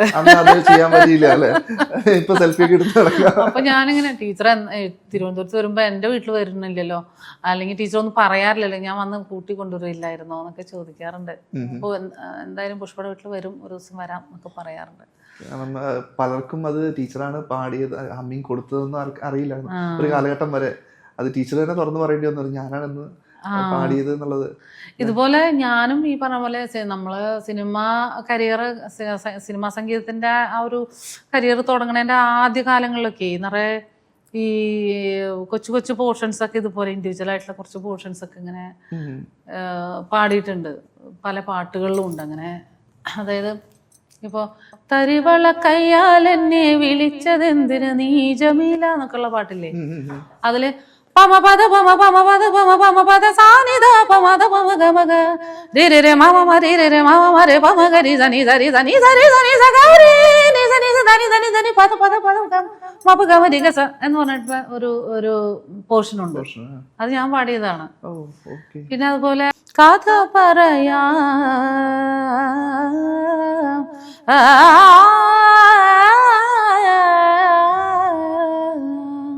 മാനിന്റെ പിഴയുള്ള പെണ്ണിനെ പ്രേമിച്ച ചെറുമന്റെ സ്നേഹത്തിൻ കഥ പറയാ, ആ പാട്ടില്ലേ, അതിന്റെ ഇടയിൽ വരുന്ന പോർഷൻ അത് കഥ പറയാന്ന് പറഞ്ഞിട്ട് ഇങ്ങനെ, അത് ഞാനാ പാടുന്നത്.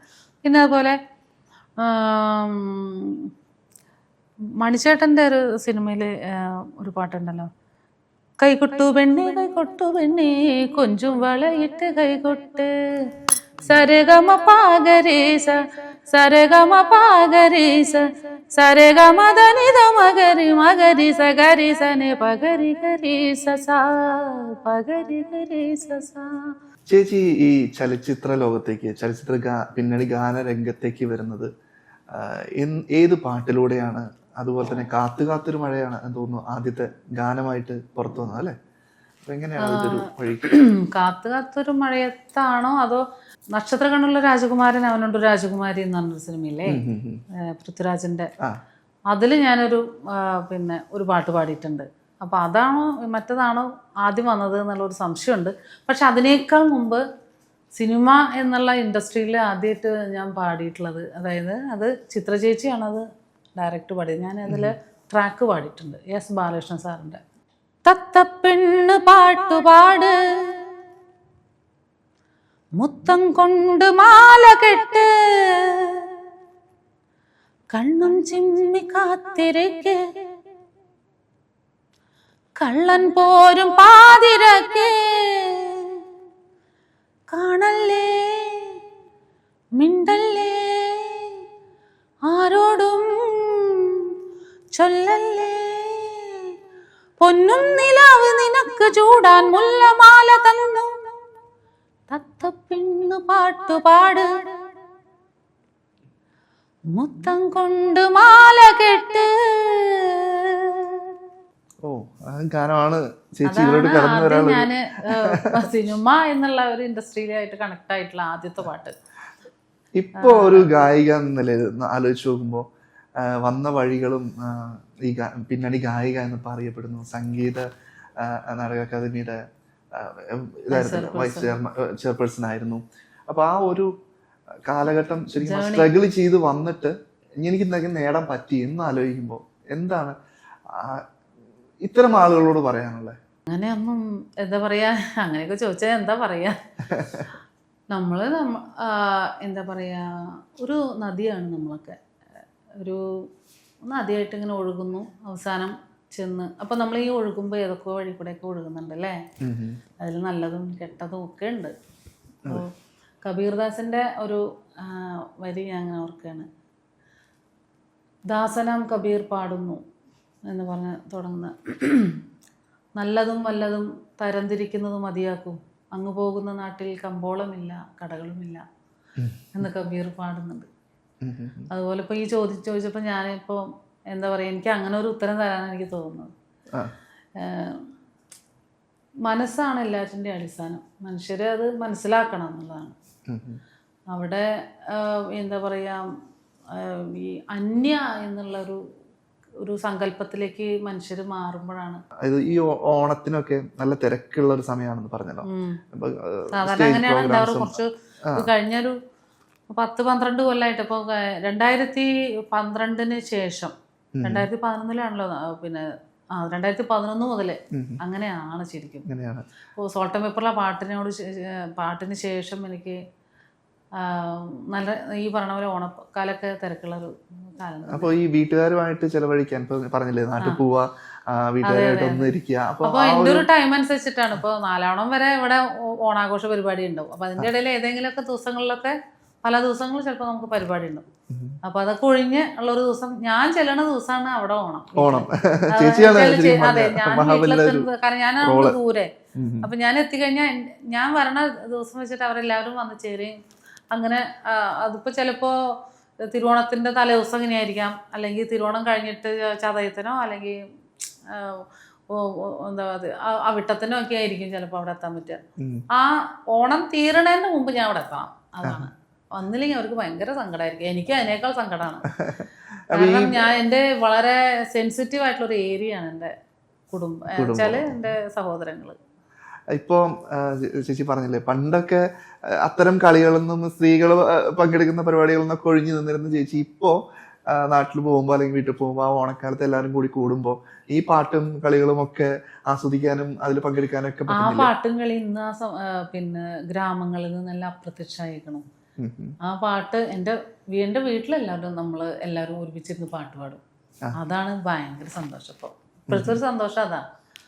എല്ലാ വീടുകളിലും അത് മാതൃകയാക്കണം അല്ലേ? അതെ. പക്ഷെ എനിക്ക് തോന്നുന്നു ഗ്രാമങ്ങളിൽ നിന്നെല്ലാം പഴയ ഒരു കൾച്ചർ ഉണ്ടല്ലോ, എല്ലാവരും ഗ്യാദർ ചെയ്യുന്നു. ഈ നാട്ടുകാർ മുഴുവനും ഈ പെൺകുട്ടികൾ കോയക്കുട്ടി കളി കളിക്കുമ്പോൾ ആണുങ്ങളും ആമ്പിള്ളേരും ഉണ്ട് കേട്ടോ. ആമ്പിള്ളേരുടെ വക എന്താ പറയാ, കുമ്മിയടി കളിയോ എന്തൊക്കെയോ ഉണ്ട്. ഈ കൈകൊട്ടി കളിയില് പുരുഷന്മാർക്ക് വേറെ കളിയുണ്ട്, വേറെ കളിയുണ്ട്, അവർക്ക് പാട്ടും ഉണ്ട്. അതുപോലെ സ്ത്രീകൾക്കും ഉണ്ട്. നമ്മളെല്ലാവരും കൂടെ ഒരുമിച്ചൊക്കെ നിന്നിട്ടൊക്കെയാണ്. വെച്ചാൽ ഞാൻ കളിക്കാറില്ല, വെച്ചാൽ അവിടുത്തെ അന്നൊക്കെ അങ്ങനെയാണ്. ആണുങ്ങളും പെണ്ണുങ്ങളും എല്ലാം കൂടെ മിക്സ് ആയിട്ട് നിന്നിട്ടൊക്കെ കളിക്കാറുണ്ട്. എന്തൊക്കെയോ പിന്നെ പാട്ടുകളൊക്കെ, കുറെ പാട്ടുകൾ വെച്ചിട്ട്. ഇപ്പൊ നാട്ടിൻപുറങ്ങളിൽ നിന്ന് അതൊക്കെ പോയി. ഇപ്പൊ ഞാൻ കുറുമാൽ എന്ന് പറഞ്ഞൊരു സ്ഥലമുണ്ട് തൊട്ടടുത്ത്, വേലൂര്, പിന്നെ തണ്ടിലം, പിന്നെ പുലിയന്നൂര് എന്നൊക്കെ പറഞ്ഞിട്ടുള്ള നമ്മുടെ ഈ ഗ്രാമങ്ങളിലൊക്കെ ഇത്തരം കളികളുണ്ടായിരുന്നു. ഊഞ്ഞാലാട്ടം, പിന്നെ ഈ പറഞ്ഞ പോലത്തെ കുറേ തുമ്പി തുള്ളല്, ഭയങ്കര തുമ്പി തുള്ളല്.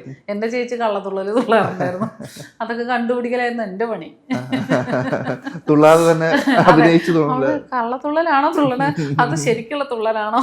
തൃശ്ശൂർ ഏരിയ ശരിക്കും പറഞ്ഞിട്ടുണ്ടെങ്കിൽ ചേച്ചിക്ക് എനിക്ക് തോന്നുന്നു കുറച്ചുകൂടി കംഫർട്ടബിൾ ആയിട്ടുള്ള ഓണം ആഘോഷിച്ച സ്ഥലമാണ്. അതൊക്കെ അങ്ങനെയാണ്. ഓണം വിഷുവൊക്കെ അവിടെ തന്നെയാണ്. കുമ്മാട്ടിക്കളി ഇവിടെ ഈ പറഞ്ഞ പോലെ ഇവിടെ അന്ന് ഞങ്ങള് ഇപ്പോഴും അതെ, നാട്ടിൽ പോയി കഴിഞ്ഞാൽ ഓണ സീസൺ ആണെങ്കിൽ ഞാനും പൂക്കൊട്ടയിട്ട് ഇറങ്ങായി, അല്ലെങ്കിൽ കുമ്പിള് കുത്തിയിട്ട് ഇറങ്ങും. പഴയ ആ ഒരു ഓർമ്മയ്ക്ക് വേണ്ടി പിന്നെ ഇറങ്ങും. പിന്നെ ഇപ്പൊ റെഡിമെയ്ഡ് പൂ വാങ്ങിക്കുക അങ്ങനെയൊക്കെയല്ലേ. എന്നാലും എനിക്കൊക്കെ അതൊരു ബുദ്ധിമുട്ടാണ്. ഞാൻ പോയി കഴിഞ്ഞാല് എവിടേക്കാണ് തുമ്പപ്പൂവേ കാണാനില്ല ഇപ്പൊ. അതിന് പകരം അവിടെ ഒരു തരം മഞ്ഞ കളറിൽ ഉള്ള ഒരു തരം പൂവ്, അതെല്ലാം പടർന്ന് കിടക്കുന്നു. പക്ഷെ അതല്ലല്ലോ ഓണത്തിന് വെക്കാറ്. ഇപ്പൊ അതും ഓണത്തിന് വെക്കാൻ തുടങ്ങി. അങ്ങനെയൊക്കെയാണ്. പലതും അപ്രത്യക്ഷമായിട്ടുണ്ട്. അത് ചെടികൾ മുതൽ മനുഷ്യരുടെ സംസ്കാരം വരെ ഭക്ഷണ രീതികളൊക്കെ അപ്രത്യക്ഷമായിട്ടുണ്ട് കുറേ. ഇപ്പോൾ ചേച്ചിക്ക് ഇപ്പോൾ സിനിമ സംഗീത രംഗത്തേക്ക് വന്നതിന് ശേഷം ചേച്ചിക്ക് മനസ്സിൽ ഏറ്റവും സന്തോഷം തോന്നിയിട്ടുള്ളൊരു നിമിഷം, അങ്ങനെ ഇപ്പോൾ നമുക്ക് ഇഷ്ടപ്പെട്ട ഗായകന്റെ കൂടെ പാടാൻ പറ്റി, അല്ലെങ്കിൽ അങ്ങനെ എന്തെങ്കിലും ഒരു ഇഷ്ടപ്പെട്ട ഏറ്റവും സന്തോഷം തോന്നുന്ന ഇഷ്ടപ്പെട്ട ഒരു ഗായകന്റെ കൂടെ എനിക്ക് പാടാൻ പറ്റിയിട്ടില്ല. എല്ലാം ഒരു ഗായകൻ ഒരിക്കൽ കേട്ടോ, അദ്ദേഹത്തിന്റെ കൂടെ പാടാൻ ഞാൻ ഒട്ടും ആഗ്രഹിച്ചിട്ടൊന്നുമല്ല കേട്ടോ. ഒരിക്കൽ എന്തോ ഒരു സൗഹൃദ സംഭാഷണത്തിൽ, സൗഹൃദം എന്നോട് സൗഹൃദം ഉണ്ടായിട്ടൊന്നല്ല, നമ്മളൊരു സംഗീത പരിപാടിക്ക് ഒരുമിച്ച് ഉണ്ടായിരുന്നു എന്നുള്ളതുകൊണ്ട്, ഒരുമിച്ച് ചായ കുടിക്കാൻ ഒരു മേശയ്ക്ക് അപ്പുറം ഇപ്പുറം ഉണ്ടായിരുന്നു എന്നുള്ളതുകൊണ്ട് ഇങ്ങനെ പുള്ളി പാടിയ ഒരു ഗസല് കേട്ടപ്പോൾ ആ ഗസൽ എനിക്ക് അറിയാവുന്നതായിരുന്നു. അപ്പം ഞാൻ പറഞ്ഞു, ഇനി കാക്കനാട്ടേക്ക് താമസം മാറ്റിയാലോ എന്ന് ആലോചിക്കാം, നമുക്കൊക്കെ ഒരുമിച്ച് പ്രാക്ടീസ് ചെയ്യാലോ ഗസലൊക്കെ. എനിക്കാണെങ്കിൽ ഗസൽ ഭയങ്കര ഇഷ്ടമാണ്. എൻ്റെ എന്താ പറയുക, എൻ്റെ ആത്മാവിൻ്റെ ഉള്ളിൽ അലിഞ്ഞു ചേർന്നിട്ടാണ് ഗസലൊക്കെ. കാരണം നിറയെ കേൾക്കും, പഠിക്കാൻ വേണ്ടിയിട്ടല്ല, കേട്ട് മണിക്കൂറുകളോളം ഇരുന്നിട്ടുള്ള സമയങ്ങളുണ്ടായിട്ടുണ്ട്. പഠിക്കണ കാലത്തൊക്കെ എന്ന് പറഞ്ഞാൽ സ്ഥിരം കേൾക്കും. കർണാടക സംഗീതം, കോളേജിൽ കർണാടക സംഗീതം പഠിക്കും, റൂമിൽ വന്നു കഴിഞ്ഞാൽ, ഹോസ്റ്റലിൽ വന്നു കഴിഞ്ഞാൽ കേൾക്കുന്ന മുഴുവനും ഹിന്ദുസ്ഥാനി സംഗീതവും ഗസലും ഒക്കെയാണ്. അപ്പം അങ്ങനെ ഒരു കൾച്ചർ എനിക്കുണ്ട്. അങ്ങനെ കേട്ട് അങ്ങനെ ഉള്ളിൽ അറിയാതെ തന്നെ അഡാപ്റ്റ് ചെയ്ത് വന്നിട്ടുള്ളതാണ് ഗസലൊക്കെ. അത് കേട്ടപ്പോൾ പിന്നെ ഞാൻ സുഹൃത്തിൻ്റെ അടുത്ത് പറഞ്ഞത്, നമുക്ക് ഒരുമിച്ച് പ്രാക്ടീസൊക്കെ ചെയ്യാം, പക്ഷേ കൂടെ പാടാൻ താല്പര്യമില്ലെന്ന്. ആരാന്ന് ഞാൻ പറയുന്നില്ല, അത് പുള്ളിക്കും നന്നല്ല, വെറുതെ എന്തിനാ. പിന്നെ എൻ്റെ സംഗീത പരിപാടിയിലെ നിഷാദ് ഉണ്ടല്ലോ, KK നിഷാദ്, ചിത്രേച്ചിയുടെ കൂടെ സ്ഥിരം പാടുന്ന ഗായകനാ. അവൻ ഇഷ്ടം പോലെ പരിപാടി എല്ലാ വർഷം എന്ന് പറഞ്ഞ പോലെ എല്ലാ വർഷവും ഒരുവിധം ഇപ്പം ഈ കഴിഞ്ഞ കുറേ പ്രോഗ്രാമുകളിലൊക്കെ എൻ്റെ കൂടെ പാടി. വളരെ സന്തോഷം തോന്നി എനിക്ക്, കാരണം അത്ര നന്നായി പാടുന്ന ഒരു ഗായകനാണ് KK നിഷാദ്. ഇപ്പൊ ചേച്ചി വന്ന് പറഞ്ഞപ്പോ ഏറ്റവും ദുഃഖമുള്ള ഒരു സംഭവം ആദ്യം പറഞ്ഞു, പിന്നെ സന്തോഷമുള്ള ഒരു കാര്യം പറഞ്ഞു തന്നു അല്ലേ. പക്ഷെ സിനിമയിൽ പാടാൻ പറ്റിയിട്ടില്ല. അതല്ലേ ചോദ്യം ഉണ്ടായിരുന്നു, ചോദ്യത്തിന് കൃത്യമാണ് സിനിമ സംഗീത രംഗത്ത് എന്നുള്ള രീതിയിൽ അങ്ങനെ. അല്ലെങ്കിൽ ദാസാറിന്റെ കൂടെയൊക്കെ പാടണം എന്നൊക്കെ വലിയ, ഞാൻ അങ്ങനെ ആഗ്രഹിക്കാൻ എനിക്ക് അർഹതയുണ്ടോന്ന് പോലും ഞാൻ ചിന്തിക്കാറുണ്ട്. കാരണം അത്രയും വലിയൊരു മഹാഗായകൻ, അദ്ദേഹത്തിൻ്റെ ഒക്കെ കൂടെ പാടാൻ ഇനിയിപ്പോൾ അദ്ദേഹം ഈ പറഞ്ഞ പോലെ എനിക്ക് അങ്ങനത്തെ ഒരു അവസരം ഉണ്ടാവുമെന്ന് ഞാൻ വിചാരിക്കുന്നില്ല.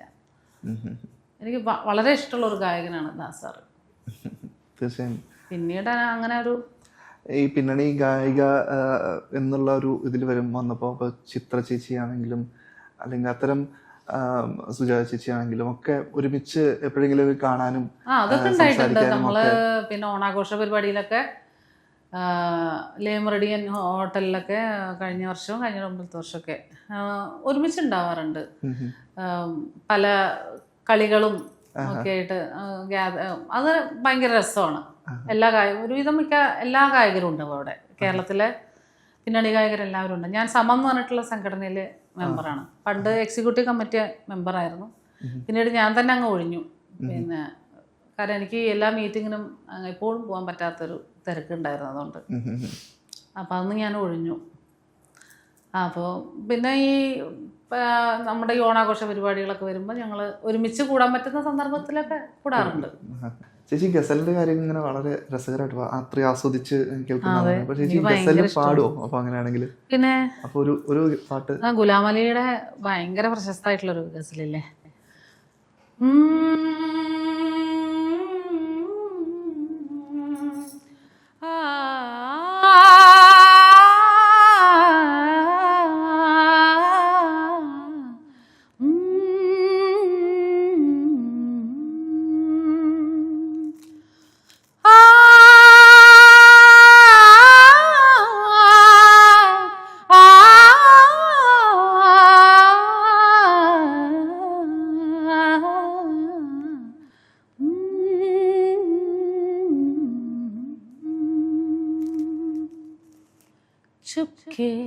चुपके रात दिन आंसू बहाना याद है, चुपके चुपके रात दिन आंसू बहाना याद है हमको अब तक आशिकी का वो जमाना याद है हमको अब तक आशिकी का वो जमाना याद है चुपके चुपके रात दिन आंसू बहाना याद है. വളരെ വളരെ എന്താ പറയാ നമുക്ക് മനസ്സിൽ ടച്ച് ചെയ്ത് നിൽക്കുന്നുണ്ട്. പുള്ളി ഇതൊന്നല്ല കേട്ടോ. പുള്ളിയുടെ അദ്ദേഹം പാടുന്ന വഴികൾ എന്ന് പറഞ്ഞാൽ നമ്മുടെ മനസ്സ് സഞ്ചരിക്കുന്ന പോലെ. പൊതുവെ ഗസലിന്റെ ഒക്കെ ഒരു സ്വഭാവം അതാ. പിന്നെ ഹരിജി പാടുന്ന ഗസലുകൾ ശ്രദ്ധിച്ചിട്ടില്ലേ?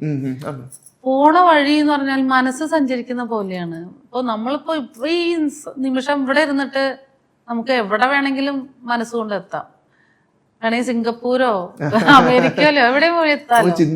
ഏറ്റവും വേഗത കൂടിയ രഥമാണല്ലോ മനോരഥം എന്ന് പറയുന്നത്. അതുപോലെ പാട്ടിന്റെ ഒരു വഴി എന്ന് പറഞ്ഞാൽ വളരെ ഇങ്ങനെ സിക്സാഗ് ചെയ്തിട്ടൊക്കെ ഇങ്ങനെ നമുക്ക് പ്രെഡിക്റ്റ് ചെയ്യാൻ പറ്റാത്ത വഴികളിൽ കൂടിയൊക്കെ സഞ്ചരിച്ചു കളയും ഈ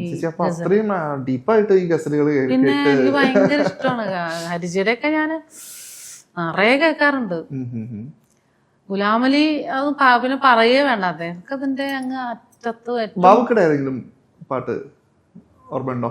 വാസന്ത പഞ്ചമി നാളിൽ വരുമിന്നൊരു കിനാവു കണ്ടു വരുമിന്നൊരു കിനാവു കണ്ടു കിളിവാതിലിൽ മിഴിയും നട്ടു കാത്തിരുന്നു ഞാൻ. എന്താ പറയാ അല്ലേ? ബാബുക്കയാണ് എനിക്ക് തോന്നുന്നു. ബാബുക്കയുടെ വഴി കൂടെ ആയിരിക്കും പിന്നെ അങ്ങനെ കയറി പോയിട്ടുണ്ടാവും അല്ലേ ഗസലിലേക്ക്. എന്താന്ന് അറിയില്ല, ഒരു അതിരില്ല അതിന്. ഗസലുകൾക്ക് പൊതുവെ അതിരുകള് കുറവാ. അത് എവിടേക്ക് വേണമെങ്കിലും സഞ്ചരിക്കും. നമ്മള് മലയാളികൾക്ക് പ്രിയപ്പെട്ട ഒരു സംഗീത ശാഖയാണ് ഗസൽ എന്ന് പറഞ്ഞത്. മലയാളികൾക്ക് ഭയങ്കര ഇഷ്ടപ്പെട്ട ഒരു ഭാഗമാണത് സംഗീതത്തിൽ. നമ്മൾ എപ്പോഴും എപ്പോ കേട്ടാലും എനിക്ക് തോന്നുന്നു ഹിന്ദുസ്ഥാനി സംഗീതം കേരളത്തിലും പഠിപ്പിക്കാനുള്ള സൗകര്യങ്ങൾ ഉണ്ടാക്കണം സർക്കാർ. സിലബസിൽ ഇപ്പോൾ മ്യൂസിക് കോളേജുകളൊക്കെ ഉണ്ടല്ലോ, അതുപോലെ തന്നെ പല വലിയ കോളേജുകളിൽ മ്യൂസിക് എന്ന് പറയുന്ന ഡിപ്പാർട്ട്മെൻറ്റേ ഇല്ല. അപ്പം അത്തരം ഇപ്പോൾ എനിക്ക് തോന്നുന്നു കാലിക്കറ്റ് യൂണിവേഴ്സിറ്റിയിലില്ല, കോഴിക്കോട് യൂണിവേഴ്സിറ്റിയിലില്ല. അവിടെയൊക്കെ വലിയ ക്യാമ്പസ് അല്ലേ, അവിടെയൊക്കെ ഒരു മ്യൂസിക്കിൻ്റെ ഒരു ഇത് തുടങ്ങണം. ഇത് പിന്നെ ഒരു സെക്ഷൻ തന്നെ തുടങ്ങണം. അതിൽ തന്നെ മ്യൂസിക് പ്രൊഡക്ഷൻ, അതുപോലെ ഹിന്ദുസ്ഥാനി മ്യൂസിക്, ഗസല്, സൂഫി മ്യൂസിക്. ഈ സൂഫി മ്യൂസിക് ഭയങ്കര ഇഷ്ടമാണ് എനിക്ക്. നുസ്രത് ഫത്തേ അലി ഖാൻ്റെ ഒക്കെ എത്രയായിരുന്നു കേൾക്കാറെന്ന് അറിയാമോ? അതുപോലെ അബു അഹമ്മദ്, ഇങ്ങനെയൊക്കെ കുറേ പേരുണ്ട്. എനിക്ക് എന്താ പറയുക, ഇവരുടെയൊക്കെ പാട്ടുകൾ കേട്ടിരിക്കുമ്പോഴേ കിട്ടുന്ന ഒരു എന്താ പറയുക, ഒരു ബ്ലിസ്. അതാണ് നമ്മൾ വളരെ പ്യുവറായി നമ്മുടെ ഉള്ളൊക്കെ ഇങ്ങനെ ഹീൽ ചെയ്യും.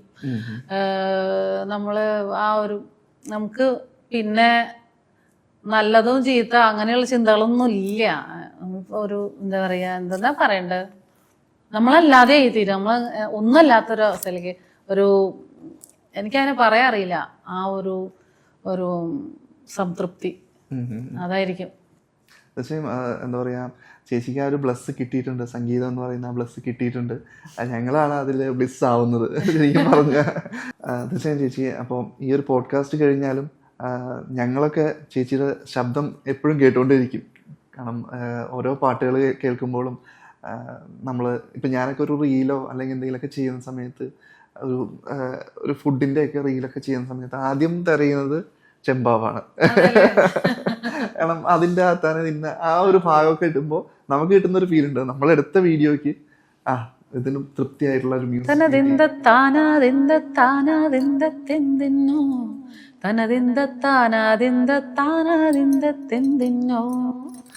ആ മുളകരച്ച മീൻകറിയും പഴംപുളിശ്ശേരി നമ്മുടെ മുന്നിൽ പിന്നെ അതിനേക്കാൾ ആ വരിക്കപ്പൻ ചക്കയുടെ മടല് കൊത്തി അരിഞ്ഞ് നറുനിറയെ അരിഞ്ഞുണ്ടാക്കുന്ന ആ ഒരു ഇതുണ്ടല്ലോ, ആ പറച്ചിൽ തന്നെ ഉണ്ട്, കൊതി ഉണ്ടാവും നമുക്ക്. നമ്മുടെ മുന്നിലെല്ലാം നിരന്ന് വരും. അതെ അതെ അതെ അതെ. അതിപ്പോഴും ആ ട്രെൻഡിങ്. അത് ഞാനിങ്ങനെ പാടുമ്പോഴേ വളരെ നാട്ടും പ്രദേശത്തുള്ള ഓരോരുത്തരും അവർക്ക് കൊതി വരണത് നമുക്ക് കാണാൻ പറ്റും പാടുമ്പോ. എന്തായാലും ഈ ഓണക്കാലത്ത് ചേച്ചിയുടെ ഒരുപാട് വിശേഷങ്ങൾ, വളരെ കുറച്ച് സമയം നമുക്ക് കിട്ടിയുള്ളൂ, എന്നാൽ പോലും വളരെ ഒരുപാട് നമ്മൾ സംസാരിച്ചു, ഒരുപാട് വിശേഷങ്ങൾ പങ്കുവെക്കാൻ പറ്റി. ഇനിയും ഒരുപാട് വിശേഷങ്ങൾ നമ്മൾ ഇനിയും വരണം ചേച്ചി ഇതുപോലെ ഇരുന്ന് സംസാരിക്കാനായിട്ട്. ഇനിയും കുറെ വിശേഷങ്ങൾ ഉണ്ടാകട്ടെ. അതെ തീർച്ചയായും. ഈ ഓണക്കാലത്ത് പാട്ടുവിശേഷങ്ങൾ, ഓണവിശേഷങ്ങൾ എല്ലാം ഉണ്ടാവട്ടെ. ചേച്ചിയുടെ ആഗ്രഹങ്ങൾ ഒരുപാട് മുന്നോട്ട് പോകാൻ, ഒരുപാട് ഉയരത്തിലേക്ക് എത്താനായിട്ട് എല്ലാം സാധിക്കട്ടെ. എന്തായാലും നമുക്കൊരു ഒരു മെസ്സേജ് അതെങ്ങനെ തരാനാണ് ചേച്ചിക്ക് താല്പര്യം? ഒരു പാട്ട് കൂടെ തന്നാ പോരെ? ഓ തീർച്ചയായും. ഓണത്തിന് നമുക്ക് ഇഷ്ടപ്പെടുന്ന രീതിയിലൊരു പാട്ട്. ഓണപ്പൂവേ പൂവേ പൂവേ ഓമൽ പൂവേ പൂവേ പൂവേ നീ തേടും മനോഹര തീരം ദൂരെ മാടി വിളിപ്പൂ ഇതാ ഇതാ ഇതാ അന്തർദാഹ സംഗീതമായി സന്ധ്യാ പുഷ്പ സൗരഭമായി അന്തർദാഹ സംഗീതമായി സന്ധ്യാ പുഷ്പ സൗരഭമായി അനുഭൂതികൾ പുന്നിതളിതളായി അഴകിൽ വിരിയും തീരമിതാ ഓണപ്പൂവേ പൂവേ പൂവേ ഓമൽ പൂവേ പൂവേ പൂവേ നീ തേടും മനോഹര തീരം ദൂരെ മാടി വിളിപ്പൂ ഇതാ ഇതാ ഇതാ. താങ്ക് യു ചേച്ചി, ഇത്രയും നല്ലൊരു ഓണ വിഭവം എല്ലാവർക്കും നല്ല സന്തോഷവും സമൃദ്ധിയും നിറഞ്ഞ ഓണം ആശംസിക്കുന്നു. Thank you very much. തനതിന്ദത്താനാതിന്ദത്താനാതിന്ദത്തെന്തിന്നോ തനതിന്ദത്താനാതിന്ദത്താനാതിന്ദത്തെന്തിന്നോ